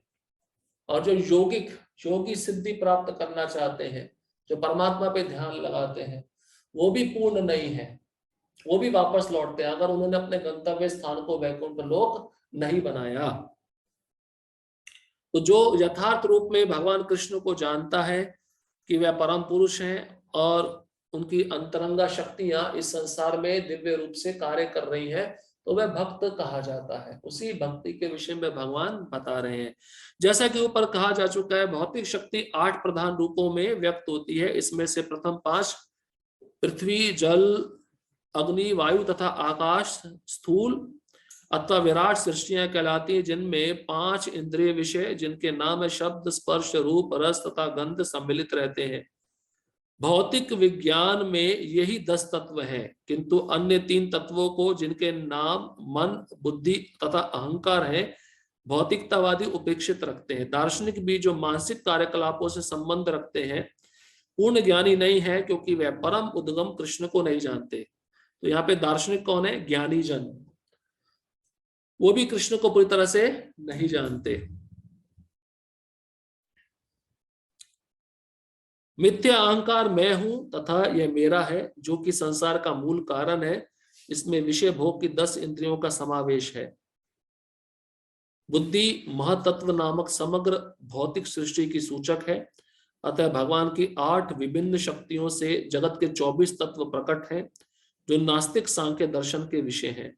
यह मूलतः कृष्ण की शक्तियों की उपशाखाएं हैं और उनसे भिन्न है, किंतु नास्तिक सांख्य दार्शनिक अल्पज्ञान के कारण यह नहीं जान पाते कि कृष्ण समस्त कारणों के कारण है। जैसा कि भगवत गीता में कहा गया है, सांख्य दर्शन की विवेचना का विषय कृष्ण की बहिरंगा शक्ति का प्राकट्य है। तो प्रभुपाद जी यहाँ पे देखिए 5 इंद्रिय विषय बताए हैं और 5 पंच महाभूत का भी वर्णन किया है। तो ये 10 चीजों का समावेश बनकर सृष्टि बनती है। तो जो दार्शनिक होते हैं, वो दार्शनिक नहीं, जो भौतिकतावादी होते हैं, जो कर्मी होते हैं, वो मन, बुद्धि, अहंकार को छोड़ देते हैं, उपेक्षित रखते हैं, क्योंकि उनको स्थूल शरीर के बारे में ही सब कुछ पता है। स्थूल शरीर से अपनी इंद्रियों का भोग करना चाहते हैं। लेकिन जो दार्शनिक होते हैं, लेकिन वो भी पूर्ण ज्ञानी नहीं है, लेकिन भगवान के साथ अपने संबंध को नहीं समझ पाए हैं, तो वह केवल किस में लगे रहते हैं कि मैं अपना हमारा जो अस्तित्व है वो भगवान में विलीन हो जाए। और मिथ्या अहंकार, मैं ये शरीर हूं, ये वस्तु मेरी है, यही संसार का फंसने का मूल कारण है। तो यहाँ पर एक वाक्य आया है, देखिए यहाँ पर बताते हैं महतत्व के बारे में। बुद्धि महतत्व नामक समग्र भौतिक सृष्टि की सूचक है। महतत्व क्या होता है? महतत्व ये जो 24 तत्व है, 5 इंद्रिय विषय, पंच महाभूत और 5 ज्ञानेन्द्रियां, 5 कर्मेंद्रियां और मन, बुद्धि, अहंकार और आत्मा, ये 24 तत्व मिलकर जब ये प्रधान में रहते हैं, प्रधान मतलब निर्जीव है, एक कोने में पड़े हुए हैं, लेकिन जैसे प्रकृति के 3 गुण, भगवान की दृष्टि प्रकृति के 3 गुणों पे पड़ती है, और ये प्रकृति के 3 गुण उन 24 तत्वों का संग लेकर उसमें सजीवता पैदा करते हैं, कुछ कार्य पैदा करते हैं, तो उसको कहते हैं महतत्व। उससे सृष्टि बनती है। प्रधान मतलब सुप्त अवस्था, महतत्व मतलब जागृत अवस्था। वही तत्व जब प्रधान अवस्था में थे तो सुप्त अवस्था में थे, मतलब ये 24 तत्व। और जब वही तत्व महतत्व के रूप में आते हैं तो वह सजीव हो जाते हैं, कार्यशील हो जाते हैं। अब भगवान अगले श्लोक में अपनी आध्यात्मिक शक्ति के बारे में बता रहे हैं। पराशक्ति, ये जीव, पहले अपराशक्ति के बारे में बताया, अब पराशक्ति के बारे में बता रहे हैं। श्लोक क्रमांक 5, अपरेयमितस्त्वन्याम प्रकृतिं विद्धि में पराम जीव भूतम महाभावो येदम धार्यते जगत। हे महाभाव अर्जुन, इनके अतिरिक्त मेरी एक अन्य परा प्रकृति है जो उन जीवों से युक्त है जो इस भौतिक अपरा प्रकृति के साधनों का विदोहन कर रहे हैं। अपरा मतलब जो निर्जीव है, सजीव नहीं है, जिसमें कोई शक्ति नहीं है, लेकिन परा प्रकृति हम जीव, हम में शक्ति है, हम सजीव है। तो ये जीव भूत मतलब ये जीवात्मा जो तटस्था शक्ति है, परा प्रकृति से संबंधित है, ये अपरा प्रकृति के संसाधनों को कैसे मिलाकर कौन कौन से कार्य कर रहे हैं, विदोहन कैसे कर रहे हैं। तात्पर्य इस श्लोक में स्पष्ट कहा गया कि जीव परमेश्वर की परा प्रकृति शक्ति है। अपरा शक्ति तो पृथ्वी, जल, अग्नि, वायु, आकाश, मन, बुद्धि तथा अहंकार जैसे विभिन्न तत्वों के रूप में प्रकट होती है। भौतिक प्रकृति के दोनों रूप स्थूल पृथ्वी आदि तथा सूक्ष्म मन आदि अपरा शक्ति के ही प्रतिफल है। तो स्थूल शरीर जैसे बना है, सूक्ष्म शरीर जैसे बना, ये अपरा प्रकृति है, 8 तत्व। लेकिन जो जीव है, आत्मा, वो परा प्रकृति है। जीव जो अपने विभिन्न कार्यों के लिए अपरा शक्तियों का विदोहन करता रहता है, स्वयं परमेश्वर की पराशक्ति है, और यह वही शक्ति है जिसके कारण सारा संसार कार्यशील है। अभी हमने चर्चा किया, तो ये जो हम लैपटॉप देख रहे हैं, मोबाइल देख रहे हैं, ये किस चीज से बना है? कौन सी चीज से बना है? पृथ्वी, जल, अग्नि, वायु, आकाश से बना है। ये सब चीजें प्रकृति है ना। प्रकृति वो सब खनिज पदार्थ कहां से दे रही है? पहाड़ों में आ रहा है खनिज पदार्थ, वहां से ये साइंटिस्ट लोग निकाल रहे हैं, और उसको बस जोड़ के ये एक इंस्ट्रूमेंट बना दिया। अब उसको क्या कर रहा है जीव? उसका विदोहन कर रहा है ना, अपना मिसयूज कर रहा है। अब मिसयूज मतलब कैसे? उसको गलत उपयोग में ला रहा है, तो शोषण कर रहा है प्रकृति का। भगवान उसके विषय में बता रहे हैं। जबकि है ये परा प्रकृति से संबंधित, लेकिन अपरा शक्ति से अपनी पहचान बनाकर ये उसका गलत उपयोग कर रहा है। जैसे हम हैं आत्मा, पर शरीर से अपनी पहचान बना के शरीर को ही खिला रहे हैं, पिला रहे हैं, सुला रहे हैं, ऐसा है। और ये सारा संसार इसी जीव शक्ति, जो हम संसार में हम जीवात्मा मनुष्य, इसी के कारण चल रहा है, कार्यशील है। देखते हो ना, सुबह ऑफिस जाना है, गाड़ी पकड़ना है, सब कहां से हो रहा है? तो जीव के द्वारा ही कार्यशील है। इस दृश्य जगत में कार्य करने की तब तक शक्ति नहीं आती जब तक कि पराशक्ति अर्थात जीव द्वारा ये गतिशील नहीं बनाया जाता। अब मान लो सारे जीव मर जाएं, चाहिए मतलब मनुष्य मर जाए खाली, तो ये संसार कैसे ठप पड़ जाएगा? आपने देखा कोरोना हुआ था कोरोना काल में सब बंद पड़ गया, सुनसान पड़ गया। ड्रोन से, कैमरे के जरिए सब दिखाया था, मुंबई का व्यू दिखाया था, सब सुनसान पड़ा है, कोई काम नहीं चल रहा। मान लो भगवान न करे ऐसी विपदा आ जाए कि मनुष्य बचे ही ना, तो संसार ठप पड़ जाएगा। प्रकट भगवान ने किया है, लेकिन अभी वर्तमान स्थिति में तो जीव चला रहा है ना उसको। अब भगवान देखिए स्वयं जीव का गुणगान कर रहे हैं, कितनी खतरनाक शक्ति है जो मैंने प्रकट की है मेरा अंश, लेकिन अपनी बुद्धि को कहां कहां लगा रहा है। देखो, शक्ति का नियंत्रण सदैव शक्तिमान करता है, जीव सदैव भगवान द्वारा नियंत्रित होते हैं। जीवों का अपना कोई स्वतंत्र अस्तित्व नहीं है, वे कभी भी समशक्तिमान नहीं, जैसा कि बुद्धिहीन मनुष्य सोचते हैं। श्रीमद् भागवत में 10वां स्कंद 87वां अध्याय 30वें श्लोक में जीव तथा भगवान के अंतर को इस प्रकार बताया गया है। अपरिमिता ध्रुवास्तनुभृतो यदि सर्वगता स्तरहि नाशास्तेति नियमो ध्रुव नेत्रथा अजनी च यन्मयं तद विमुच्य नियत्रत भवेत् समम नुजानताम यदमतम मत तुदिष्टया। अब इस श्लोक में जीव और भगवान में अंतर क्या है? कई जीव सोचते हैं ना हम ही भगवान हैं, हम ही सब कार्य कर रहे हैं, लेकिन ऐसा नहीं है। तो यहाँ पे जीव और भगवान में अंतर बताया। देखिए क्या अंतर है। हे परम शाश्वत, यदि सारे देहधारी जीव आपकी ही तरह शाश्वत एवं सर्वव्यापी होते तो वे आपके नियंत्रण में न होते। अगर बच्चा ही माता पिता बन जाए तो फिर वह अपने माता पिता के नियंत्रण में रहेगा? नहीं रहेगा। यहाँ पे पहला कारण बता रहे हैं, जीव कभी भी स्वतंत्र नहीं है, वह परतंत्र है, बंधा हुआ है। अगर वह सर्वव्यापी हो जाए सब जगह, अब मान लो ये जीवात्मा है, जैसे मेरा जीवात्मा है, सबके हृदय में चला जाए तो मैं ही भगवान बन गया, फिर मैं किसी का आज्ञा का पालन क्यों करूं। किंतु यदि जीवों को आपकी सूक्ष्म शक्ति के रूप में मान लिया जाए तब तो वह सभी आपके परम नियंत्रण में आ जाते हैं। अतः वास्तविक मुक्ति तो आपकी शरण में जाना है और इस शरणागति से वह सुखी होंगे। उस स्वरूप में ही वे नियंता बन सकते हैं।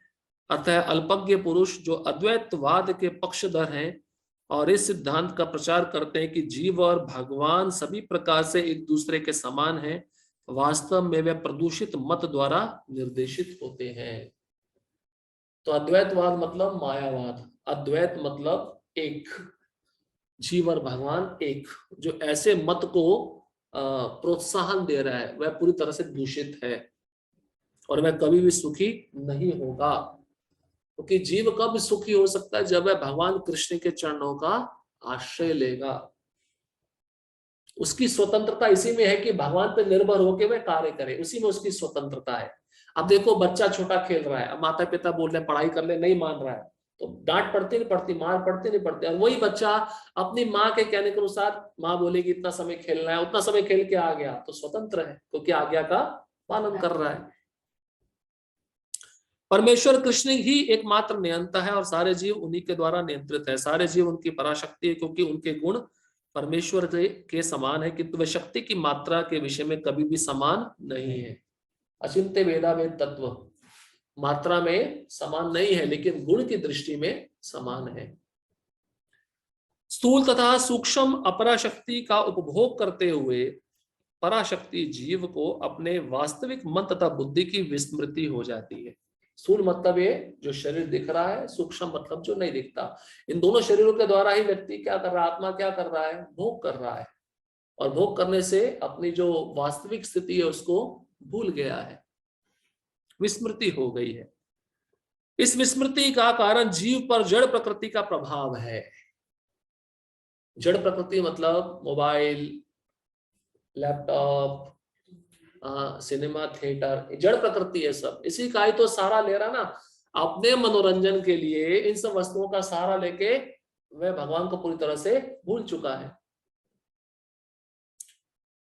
किंतु जब जीव माया के बंधन से मुक्त हो जाता है उसे मुक्ति पद प्राप्त होता है। माया के प्रभाव में आकर अहंकार सोचता है मैं ही पदार्थ हूं और सारी भौतिक उपलब्धि मेरी है। जब वह सारे भौतिक विचारों से जिनमें भगवान के साथ तदात्म्य भी सम्मिलित है मुक्त हो जाता है तो उसे वास्तविक स्थिति प्राप्त होती है। तो मतलब जब जीव भगवान की शरण में आकर भगवान की सेवा करेगा तभी वह भोग की भावना से मुक्त हो पाएगा। ये मैं शरीर हूं, ये वस्तु मेरी है, ये भावना क्यों है, क्योंकि हम कृष्ण को भूले हुए हैं।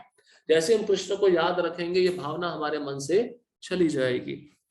और अंतिम पाश माया का क्या होता है, भगवान से तदात्मय, भगवान में विलीन होना, मतलब भगवान ही बनना। ये माया का अंतिम पाश है। जब व्यक्ति इसको भी भूल जाता है इसका मतलब वो पूरी तरह से कृष्ण की शरण में जाने के लिए इच्छुक है। अतः यह निष्कर्ष निकाला जा सकता है कि गीता जीव को कृष्ण की अनेक शक्तियों में से एक मानती है और जब यह शक्ति भौतिक कलमश से मुक्त हो जाती है तो वह पूर्णतया कृष्ण भावना भावित या बंधन मुक्त हो जाती है। बंधन है ना, प्रकृति के 3 गुणों का बंधन है। 3 गुणों में रहकर ही हम सब प्रकार की क्रियाएं कर रहे हैं। तो बंधन से कैसे मुक्त होंगे, जब हम पूरी तरह से कृष्ण को शरणागत होंगे। अब अगला श्लोक कृष्ण देखिए अर्जुन को बताते हैं, मैं ही सृष्टि करता तथा प्रलय करता हूं। सृष्टि भी मैं ही बनाता हूं और प्रलय भी मैं ही करता हूं। श्लोक क्रमांक 6, एतद्योनिनि भूतानि सर्वाणि द्युपधारया अहम कृष्णस्य जगता प्रभवः प्रलयस्तथा। सारे प्राणियों का उद्गम इन दोनों शक्तियों में है। इस जगत में जो कुछ भी भौतिक तथा आध्यात्मिक है उसकी उत्पत्ति तथा प्रलय मुझे ही जानो। भगवान स्पष्ट कहते हैं ऐसी कोई वस्तु नहीं जो मुझसे प्रकट ना हुई हो।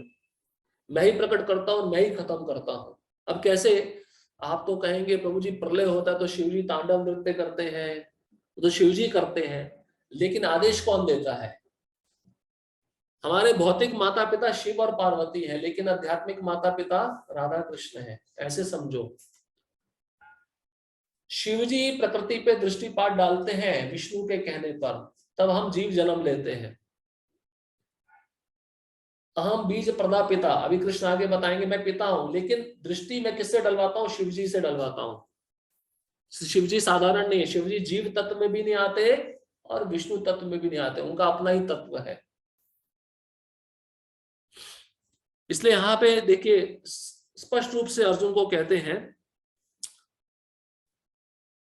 जितने भी प्राणी आप देख रहे हो, चाहे अपरा प्रकृति के हैं या परा प्रकृति के, ये मेरे से ही उत्पन्न होते हैं।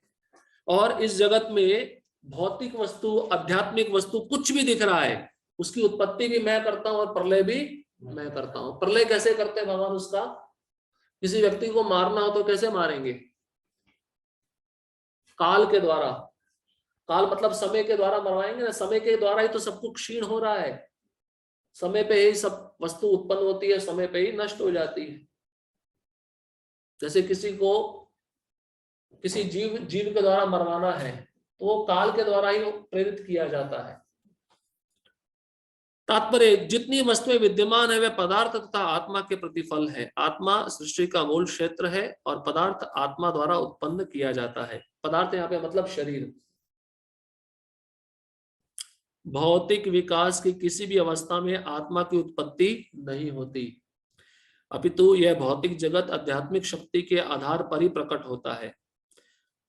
भाई परछाई क्यों दिख रही है? क्योंकि आपका शरीर है ना, तभी तो परछाई दिख रही है। ये भौतिक जगत क्यों है? क्योंकि वैकुंठ लोक है, उसी के आधार पर यह प्रकट हुआ है। तो मतलब आध्यात्मिकता से ही भौतिक शरीर बनता है। किसी जड़ पदार्थ से आप कोई दूसरा जड़ शरीर नहीं बना सकते। आत्मा जब तक शरीर में प्रवेश नहीं करेगा तब तक शरीर जीवित होगा नहीं होगा। तो यहाँ पर भगवान कहते हैं आपको कुछ भी दिख रहा है, सब मेरे द्वारा ही उत्पन्न है और मेरे द्वारा ही मैं उसको नष्ट करता हूं। इस भौतिक शरीर का इसलिए विकास हुआ क्योंकि इसके भीतर आत्मा उपस्थित है। एक बालक धीरे धीरे बढ़कर कुमार तथा अंत में युवा बन जाता है क्योंकि उसके भीतर आत्मा उपस्थित है। इसी प्रकार इस विराट ब्रह्मांड की समग्र सृष्टि का विकास परमात्मा विष्णु की उपस्थिति के कारण होता है। अतः आत्मा तथा पदार्थ मूलतः भगवान की दो शक्तियां हैं जिनके संयोग से विराट ब्रह्मांड प्रकट होता है। अतः भगवान ही सभी वस्तुओं के आदि कारण है। भगवान का अंश रूप जीवात्मा भले ही किसी गगनचुंबी प्रसाद या किसी महान कारखाने या किसी महानगर का निर्माता हो सकता है, किंतु वह विराट ब्रह्मांड का कारण नहीं हो सकता। इस विराट ब्रह्मांड का सृष्टा भी विराट आत्मा या परमात्मा है और परमेश्वर कृष्ण विराट तथा लघु दोनों ही आत्माओं के कारण है। अतः वह समस्त कारणों के कारण है। इसकी पुष्टि कठोपनिषद में हुई है, नित्यो नित्यानाम चेतनश्चेतनानाम। तो यहाँ पे प्रभुपाद जी स्पष्ट रूप से कहते हैं कि जो भी वस्तुएं हैं सब उसके आदि कारण कौन है? स्वयं भगवान है। और ये जो अंश रूप में जीवात्मा है, चाहे छोटे से कारखाने का मालिक हो, कोई बड़ा महल बना ले, लेकिन ये ब्रह्मांड का सृष्टिकर्ता नहीं हो सकता। तो सबके पीछे कारण कौन है? स्वयं कृष्ण है। मतलब कृष्ण अर्जुन को ये बताना चाह रहे हैं कि तुम युद्ध नहीं कर रहे हो, भविष्य में कृष्ण बताएंगे इसको, अभी आंशिक रूप से बता रहे हैं। तुम नहीं भी करोगे, जितने भी लोग आए हैं मारे जाएंगे, कोई बच के जाने वाला नहीं है। अब कृष्ण देखिए, बहुत ही सुंदर श्लोक है और इस श्लोक में कृष्ण पालन करता और परम पुरुष है। पालन कैसे करते हैं? सब जीवों का पालन कैसे करते हैं? उदाहरण के द्वारा कृष्ण समझा रहे हैं। मत्तः परतरम नान्यत् किंचिदस्ति धनंजय मयि सर्वमिदं प्रोतम सूत्रे मणिगणा इव। हे धनंजय, मुझसे श्रेष्ठ कोई सत्य नहीं है। जिस प्रकार मोती धागे में गुथे रहते हैं उसी प्रकार सब कुछ मुझ पर ही आश्रित है। कितनी सुंदर उपमा दी है। कोई फूलों का हार होता है, धागा नहीं दिखता है लेकिन फूल दिख रहे हैं। हाँ, अगर उस धागे को तोड़ दिया जाए फूल बिखर जाएंगे। मोती की माला है, मोती दिख रहे हैं लेकिन धागा नहीं दिख रहा, वो मोती सारे उसी धागे पे आश्रित हैं। इसलिए भगवान अर्जुन को कहते हैं, अर्जुन सब कुछ मुझ पे ही आश्रित है, मैं ही परम सत्य हूं, मुझसे श्रेष्ठ कोई सत्य नहीं है। यहाँ पे देखिए भगवान अपनी भगवत्ता का पूरा प्रमाण दे रहे हैं। अब कौन कह सकता है कि कृष्ण भगवान नहीं है? तो कोई मूर्ख ही होगा। तात्पर्य है परम सत्य साकार है निराकार, इस पर सामान्य विवाद चलता है। जहां तक भगवत गीता का प्रश्न है, परम सत्य तो श्री भगवान श्री कृष्ण है और इसकी पुष्टि पद पद पर होती है। इस श्लोक में विशेष रूप से बल है कि परम सत्य पुरुष रूप है। इस बात की कि भगवान ही परम सत्य है ब्रह्म संहिता में पुष्टि हुई है। ईश्वरा परमः कृष्णा सच्चिदानंद विग्रह, परम सत्य श्री भगवान कृष्ण ही है जो आदि पुरुष है, समस्त आनंद के आगार गोविंद है और वह सच्चिदानंद स्वरूप है। तो ये तात्पर्य जो है, प्रभुपाद जी ने बहुत सारे शास्त्रों से कृष्ण कैसे भगवान है उसका प्रमाण दिया है, श्लोक दिए हैं, इसलिए मैं खाली इसको पढ़ूंगा, इस पे कुछ भी बोलूंगा नहीं।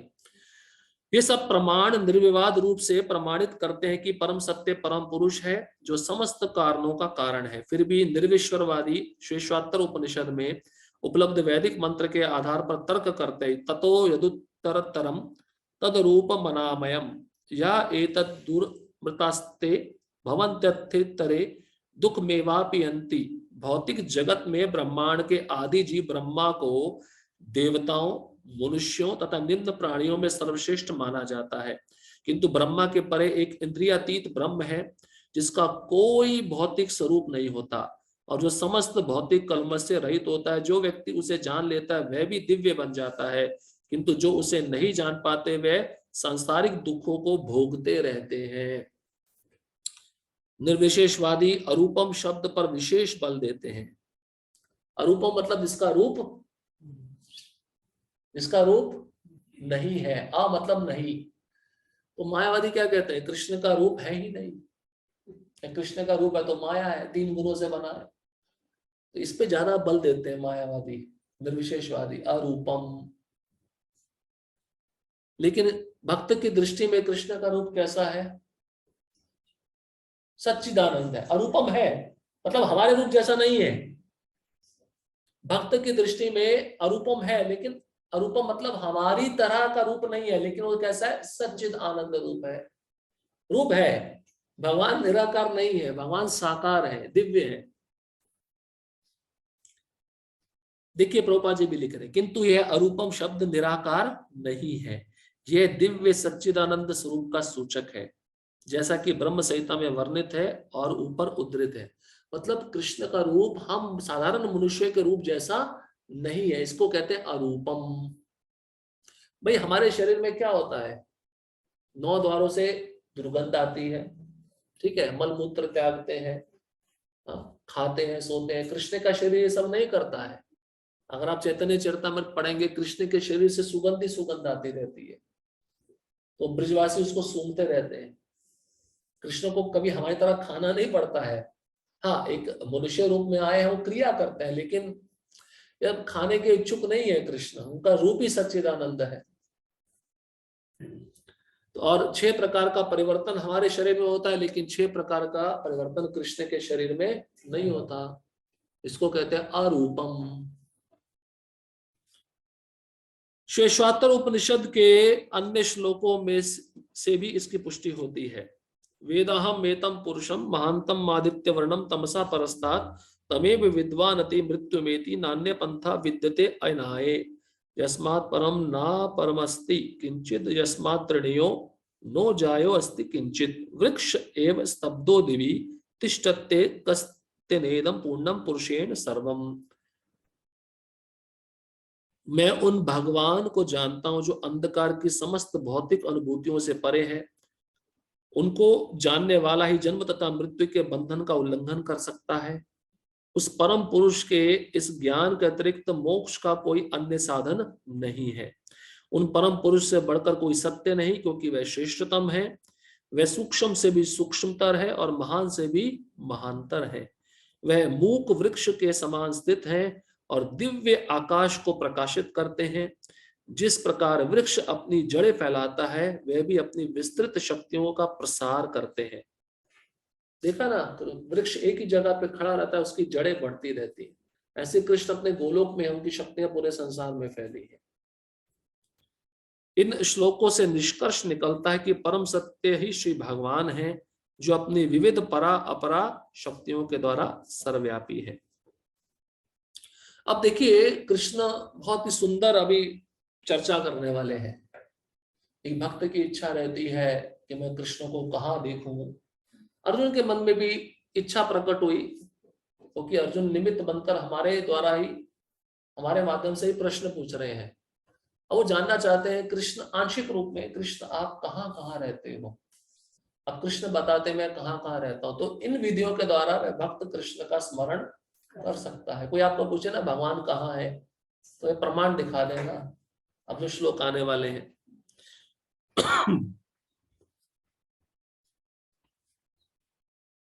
अब जो श्लोक क्रमांक 8 से 11 है ना, ये कृष्ण सर्वव्यापक कैसे हैं, सब जगह कैसे फैले और सबका सार कैसे, उसके विषय में बता रहे हैं। रसो हम अपसु कौन्तेय प्रभास्मि शशि सूर्यो प्रणवा सर्ववेदेषु शब्द खे पौरुषम नृषु। हे कुंती पुत्र, मैं जल का स्वाद हूँ, सूर्य तथा चंद्रमा का प्रकाश हूँ, वैदिक मंत्रों में ओंकार हूँ, आकाश में ध्वनि हूँ तथा मनुष्यों में सामर्थ्य हूँ। अब एक एक करके जानने का प्रयत्न करते हैं। कहते हैं जल का स्वाद हूँ। कभी पानी पीते समय आपने कृष्ण को स्मरण किया है? क्योंकि आपको पता ही नहीं जल का स्वाद क्या होता है। पानी पीते समय, जल का स्वाद लेते समय, देखो कृष्ण स्वयं कह रहे हैं रसो अहम अपसु कौन्तेय, मैं जल का स्वाद हूँ। तो प्रभुपाद जी एक लेक्चर में कहते हैं देखो कितना आसान है कृष्ण भावना भावित जीवन। पानी पीते भी आप कृष्ण का स्मरण कर सकते हो। वो पानी कहाँ से आया है? चलो पानी का स्वाद नहीं पता चल रहा, पानी कहाँ से आया इतना तो जानने का प्रयत्न कर सकते हो ना। हाँ, ये भगवान अभी बताया ना, भूमि रापो अनलो वायु खम मनो बुद्धि रे बचा। जो 5 प्रकार का जो अपरा शक्ति है, उसमें से एक जल भी शक्ति है मेरी। अब भगवान कहते हैं उसका स्वाद भी मैं ही हूं, मैंने जल उत्पन्न किया, उसका स्वाद भी मैं ही हूं। अच्छा ठीक है, भगवान कहते हैं प्रभास्मि शशि सूर्यो। प्रभा मतलब रोशनी, किसकी रोशनी? शशि मतलब चंद्रमा, सूर्य मतलब सूरज, दोनों की रोशनी मैं ही हूं। कभी पूर्णिमा का चंद्रमा देखा है? उसका प्रकाश दिखता है कितना सुंदर, वो कृष्ण है। अभी शरद पूर्णिमा गई थी कार्तिक की, तो खीर बना के रखते हैं ना, खीर क्यों रखते हैं? यही कारण है, क्योंकि प्रकाश के रूप में भगवान उसको ग्रहण करते हैं। चंद्रमा का प्रकाश मैं हूं और वो प्रसाद बन जाता है, और वो प्रसाद फिर भक्तगण सुबह लेते हैं। सूर्य की रोशनी में हूं, प्रभा प्रभास्मि शशि सूर्यो, सूर्य की रोशनी भी मैं हूं। कुछ भी छिपा हुआ नहीं, देखो कृष्ण ने कुछ भी छिपाया नहीं हमसे। और फिर कहते हैं प्रणव सर्व वेदेशु, वैदिक मंत्रों में मैं ओमकार हूं। हर एक वैदिक मंत्र ओम से प्रारंभ होता है, तो कृष्ण कहते हैं ओम मैं ही हूं। और फिर कहते हैं शब्द खे, आकाश में ध्वनि, वो मैं ही हूं। हम जो बोल रहे हैं ये, इसके पीछे कारण क्या है? आकाश है। अरे आकाश नहीं होगा तो हम बातचीत नहीं कर सकते, ध्वनि नहीं निकल पाएगी। और फिर कहते हैं पौरुषम नृषु, पुरुषों में सामर्थ्य, सामर्थ्य मतलब ताकत, जो भी क्रिया करने का ताकत आपको आ रहा है वो कृष्ण कहते हैं मैं ही दे रहा हूं। आप जो चल रहे हो, आगे बताएंगे, जो खा रहे हो, पचन भी मैं ही कर रहा हूं। आप कोई बहुत वजनदार वस्तु उठाते हो, शक्ति लगाते हो, कृष्ण बोल रहे समर्थ मैं ही हूं। फिर बचा क्या है? कुछ भी बचा नहीं है। तात्पर्य श्लोक बताता है कि भगवान किस प्रकार अपनी विविध परा तथा अपरा शक्तियों द्वारा सर्वव्यापी है। परमेश्वर की प्रारंभिक अनुभूति उनकी विभिन्न शक्तियों द्वारा हो सकती है और इस प्रकार उनका निराकार रूप में अनुभव होता है। देखो निराकार मतलब कैसे? रूप नहीं दिख रहा लेकिन शक्तियां तो दिख रही हैं, तो इस तरह से निराकार है। लेकिन ऐसा निराकार नहीं कि रूप ही नहीं है, ये समझना जरूरी है, क्योंकि भक्त भी कभी कभार भ्रमित हो जाते हैं। ये प्रभुपाद जी ऐसा क्यों बोले निराकार रूप है? निराकार रूप मतलब शक्तियां दिख रही हैं, उनका रूप नहीं दिख रहा, उन्होंने छिपाया हुआ है। जैसे धागा मोतियों के पीछे छिप जाता है, लेकिन सभी मोती किस पे आश्रित है? धागे पे आश्रित है। जिस प्रकार सूर्य देवता एक पुरुष है और अपनी सर्वव्यापी शक्ति सूर्य प्रकाश द्वारा अनुभव किया जाता है, उसी प्रकार भगवान अपने धाम में रहते हुए भी अपनी सर्वव्यापी शक्तियों द्वारा अनुभव किए जाते हैं। जल का स्वाद जल का मूलभूत गुण है। कोई भी व्यक्ति समुद्र का जल नहीं पीना चाहता, क्योंकि इसमें शुद्ध जल के स्वाद के साथ साथ नमक मिला रहता है। जल के प्रति आकर्षण का कारण स्वाद की शुद्धि है, और ये शुद्ध स्वाद भगवान की शक्तियों में से एक है।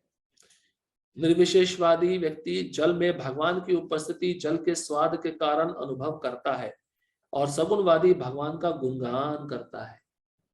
तो देखो, भक्त जो होगा सगुणवादी, जब जल पिएगा तो उसको आनंद आएगा, बोलेंगे कितना सुंदर है, भगवान ने जल बनाया है।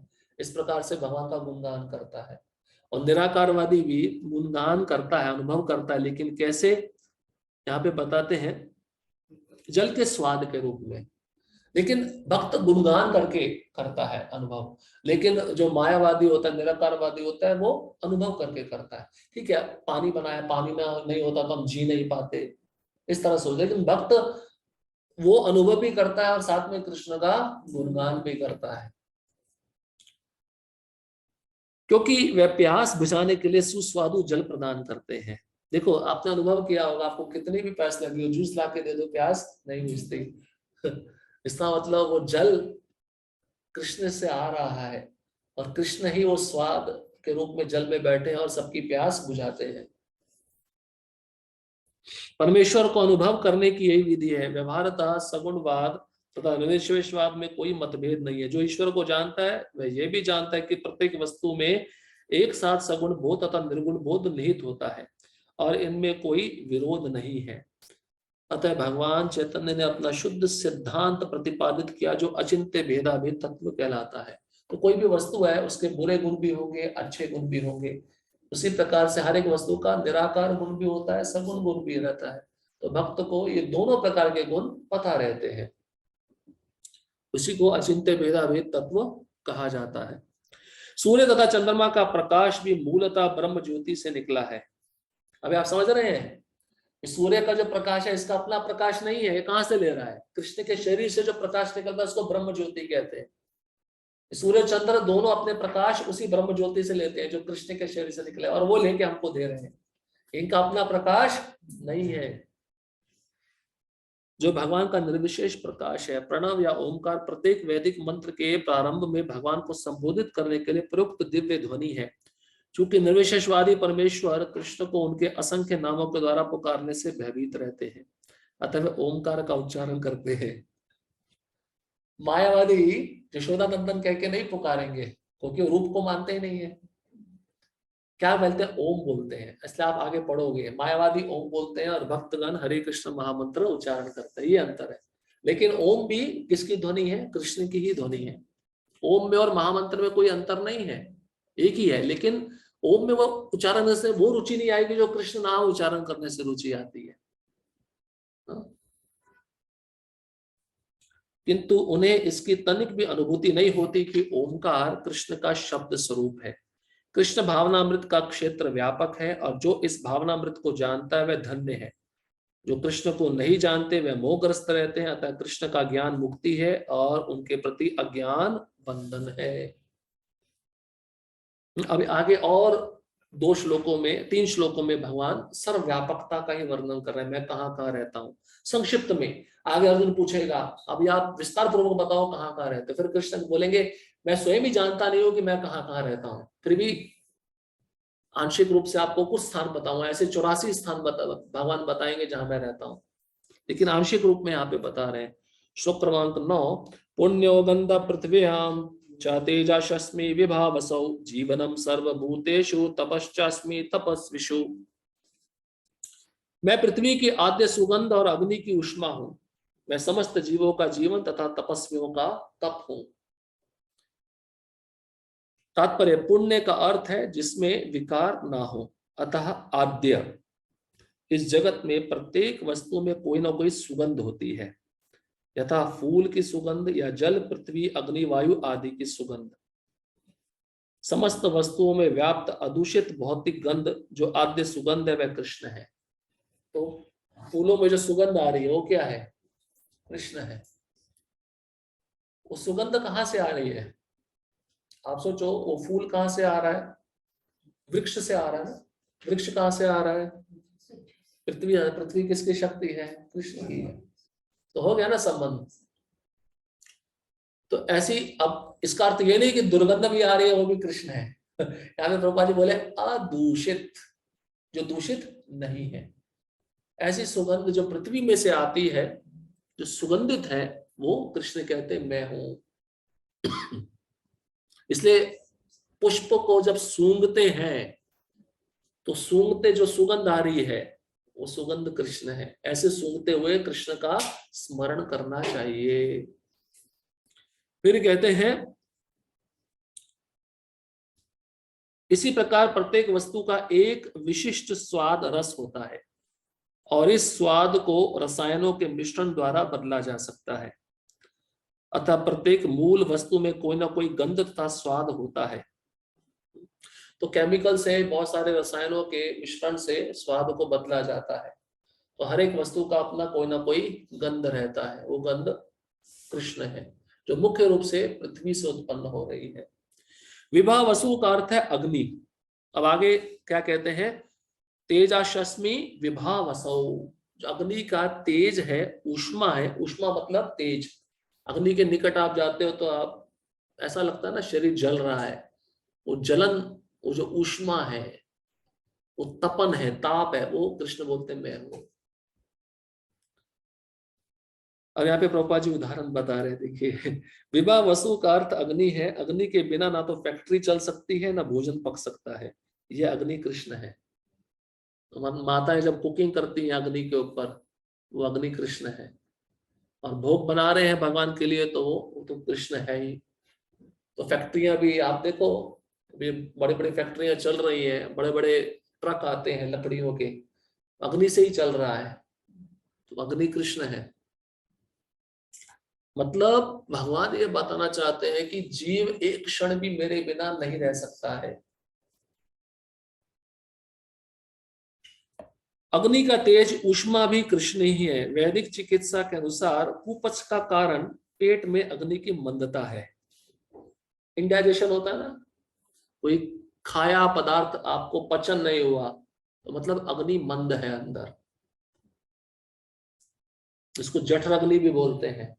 पेट में अग्नि है, आप ऐसा मत समझो वो अग्नि ही हमारे भोजन को पचाती है। इसलिए आपने देखा होगा कभी बार व्यक्ति बहुत भूखा होता है, उसको कुछ भी दो खा लेता है, भस्म हो जाता है अंदर, अग्नि उसको जला देती है पूरा। हम कहते हैं मत खाओ, रात में थोड़ा भारी हो जाएगा, बोले नहीं दे दो भूख लगी है। वो पेट की अग्नि उसको जला देती है। पेट के अंदर आग है, तभी तो भोजन पचन हो रहा है। ये अग्नि नहीं रखते भगवान पेट के अंदर तो पचन नहीं हो सकता।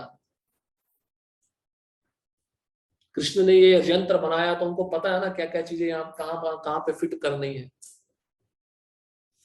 अतः पाचन तक के लिए अग्नि आवश्यक है। कृष्ण भावनामृत में हम इस बात से अवगत होते हैं कि पृथ्वी, जल, अग्नि, वायु तथा प्रत्येक सक्रिय तत्व, सारे रसायन तथा सारे भौतिक तत्व कृष्ण के कारण है। मनुष्यों की आयु भी कृष्ण के कारण है, क्योंकि यहाँ पे कृष्ण क्या बोले? जीवनम सर्वभूतेषु। जो मनुष्य की आयु मिली है किसके कारण है? कृष्ण के कारण है।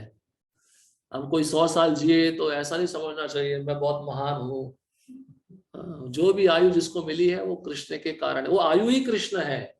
कृष्ण ऐसा कहना चाह रहे हैं, क्योंकि यहाँ पे बताते हैं मैं समस्त जीवों का जीवन। भाई जीव का जीवन तो आयु से ही गिना जाता है ना, तो आयु कृष्ण है। और फिर कहते हैं अतः कृष्ण की कृपा से मनुष्य अपने को दीर्घायु या अल्पजीवी बना सकता है। भक्त बनेगा तो उसकी आयु बढ़ जाती है। प्रभुपाद जी कहते हैं आपको हाथ की रेखा बदलनी है तो कीर्तन में ताली बजाओ, आपकी आयु बढ़ जाएगी।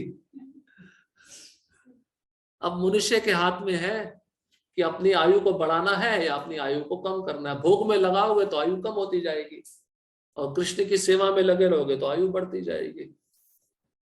लेकिन आयु कृष्ण है, ऐसा कृष्ण बता रहे हैं। और फिर कहते हैं अतः कृष्ण भावनामृत प्रत्येक क्षेत्र में सक्रिय रहता है। और अंत में बोलते हैं तपस्यास्मि तपस्विषु। सभी तपस्वियों का तप मैं हूं। मतलब ये उन तप की बात नहीं हो रही जो भौतिकतावादी लोग करते हैं, जो भक्तगण तपस्या कर रहे हैं, सुबह उठकर 16 माला जप सेवाओं में जो तपस्या लगती है, भगवान कृष्ण कहते हैं वो शक्ति जो है वो मैं दे रहा हूँ। जो शक्ति भौतिकतावादी जीवों को अपना भोग करने के लिए दी जा रही है वो बहिरंगा शक्ति का कारण है। जैसे प्रभुपाद जी कहते हैं ना, एक ही शक्ति है, दो तरीके से काम करती है। एक ही करंट है, हीटर में डालते हैं तो गर्म देता है और एसी में डालते हैं तो ठंडा देता है। शक्ति एक ही है, दो प्रकार से काम करती है, अंतरंगा और बहिरंगा। श्लोक क्रमांक 10, बीजम माम सर्वभूतानां विद्धि पार्थ सनातनम बुद्धिर्बुद्धिर्मतामस्मि तेजस्तेजस्विवानम। हे प्रतापुत्र, ये जान लो कि मैं ही समस्त जीवों का आदि बीज हूं, बुद्धिमानों की बुद्धि तथा समस्त तेजस्वी पुरुषों का तेज हूं। तात्पर्य, कृष्ण समस्त पदार्थों के बीज हैं। समस्त पदार्थ कई प्रकार के चर तथा अचर जीव हैं। पक्षी, पशु, मनुष्य तथा अन्य सजीव प्राणी चर हैं। पेड़ पौधे अचर हैं, वे चल नहीं सकते, केवल खड़े रहते हैं। प्रत्येक जीव 84 लाख योनियों के अंतर्गत है, जिनमें से कुछ चर है और कुछ अचर, किंतु इन सबके जीवन के बीज स्वरूप श्री कृष्ण है।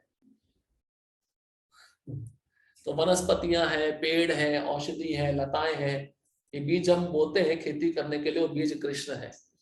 और जब जो मनुष्य है, पशु है, पक्षी है, जो सजीव है, जो पैदा हो रहे हैं, 4 प्रकार से जीव पैदा होता है ना, पसीने के द्वारा, अंडे के द्वारा, भ्रूण के द्वारा, और एक प्रकार और है, याद नहीं आ रहा। तो ये 4 प्रकार की जो उत्पत्ति है, कृष्ण कहते हैं वो मैं ही बीज हूं। बीज मतलब मेरे से ही आ रहा है। इसका मतलब क्या अर्थ है? जब पति पत्नी कोई संतान उत्पन्न करना चाहते हैं, उसके पीछे कारण कौन है? कृष्ण, वो प्रेरणा दे रहे हैं। कभी कभार संग करने से भी संतान उत्पत्ति नहीं होती, इसका मतलब कृष्ण की इच्छा नहीं है। किंतु इन सबके जीवन के बीज स्वरूप श्री कृष्ण है। जैसा कि वैदिक साहित्य में कहा गया, ब्रह्म या परम सत्य वह है जिससे प्रत्येक वस्तु उद्भूत है।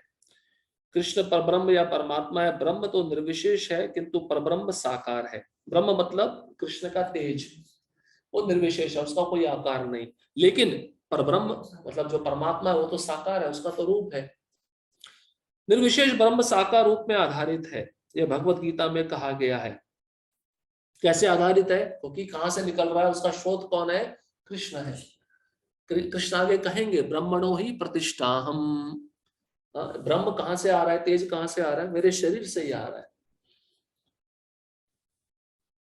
अतः आदि रूप में कृष्ण समस्त वस्तुओं के उद्गम है, वे मूल है। जिस प्रकार मूल सारे वृक्ष का पालन करता है, उसी प्रकार कृष्ण मूल होने के कारण इस जगत के समस्त प्राणियों का पालन करते हैं। तो कृष्ण मूल है, बीज है।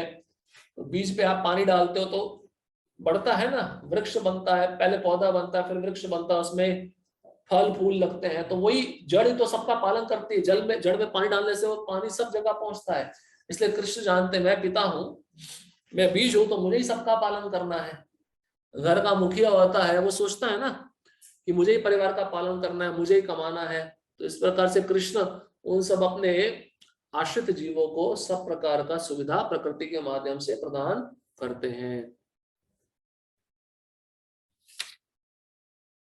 इसकी पुष्टि वैदिक साहित्य में कठोपनिषद में हुई है। नित्यो नित्यानाम चेतनश्चेतनानाम एको बहुनाम यो विदधाति कामान।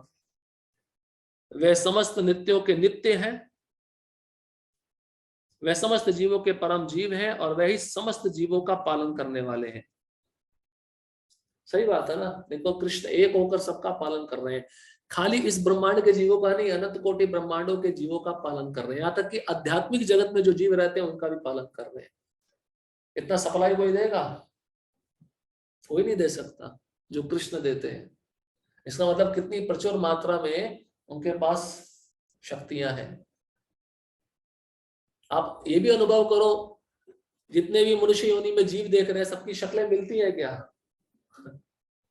वही 2 आंख है, नाक है, हाथ है, लेकिन नहीं मिलता। अरे आप अंगूठे का जो फिंगरप्रिंट लोगे वो भी नहीं मिलता है। आप सोचो, इसके बारे में भी सोचो। वाणी भी नहीं मिलती, जो बोली आवाज है वो भी नहीं मिलती हर एक की, डीएनए भी नहीं मिलता। कौन सी फैक्ट्री है जहां से ये सब बन के आ रहे हैं और कहाँ जा रहे हैं, कुछ पता चलता है? इसके पीछे कोई सुपर ब्रेन होगा। वो भी कृष्ण नहीं कर रहे प्रत्यक्ष, वो अपनी प्रकृति एजेंसी के द्वारा करवा रहे हैं, खाली उसको देख लेते हैं, बस वो समझ जाती है कि मैं क्या करना है, मुझे मेरे स्वामी का क्या आदेश है। ये है कृष्ण। और फिर इसमें कहते हैं कि बुद्धिमानों की बुद्धि भी मैं हूं। बड़े बड़े पंडित लोग होते हैं जो अपनी बुद्धि का गलत उपयोग करते हैं, नोबेल प्राइज विनर, कोई काम करते नहीं है लेकिन उनको बड़े बड़े पुरस्कार मिल जाते हैं। ये बुद्धि कहाँ से आ रही है? कृष्ण से आ रही है, लेकिन अपने वो बुद्धि का दुरुपयोग कर रहे हैं। दो प्रकार की बुद्धि कृष्ण से ही आती है, ऐसे आगे कृष्ण बताएंगे, ददामि बुद्धि योगम तम येन मामुपयान्ति थे। मैं अपने भक्तों को बुद्धि देता हूं जिससे वह मेरे धाम में वापस आ सके। तो बुद्धिमानों में जो बुद्धिमान व्यक्ति कौन है? जो कृष्ण को जानने का प्रयत्न कर रहा है अपनी बुद्धि के द्वारा। तो वो बुद्धि कहाँ से आ रही है? कोई भक्त बहुत सुंदर लेख लिखता है, वो बुद्धि कहाँ से आ रही है? कृष्ण से आ रही है। और फिर कहते हैं तेजस्वी पुरुषों का तेज हूं। तेजस्वी पुरुष ऐसे बड़े बड़े ऋषि मुनि होते हैं ना, बड़े अनंत काल तक तपस्या करते हैं, एक जगह पे बैठे रहते, उनमें तेज आ जाता है। वो कृष्ण बोलते वो तेज भी मैं ही हूँ, मेरे से ही वो तेज आ रहा है। मनुष्य बुद्धि के बिना कुछ नहीं कर सकता, और कृष्ण भी कहते हैं कि मैं ही समस्त बुद्धि का मूल हूं। जब तक मनुष्य बुद्धिमान नहीं होता वह भगवान कृष्ण को नहीं समझ सकता।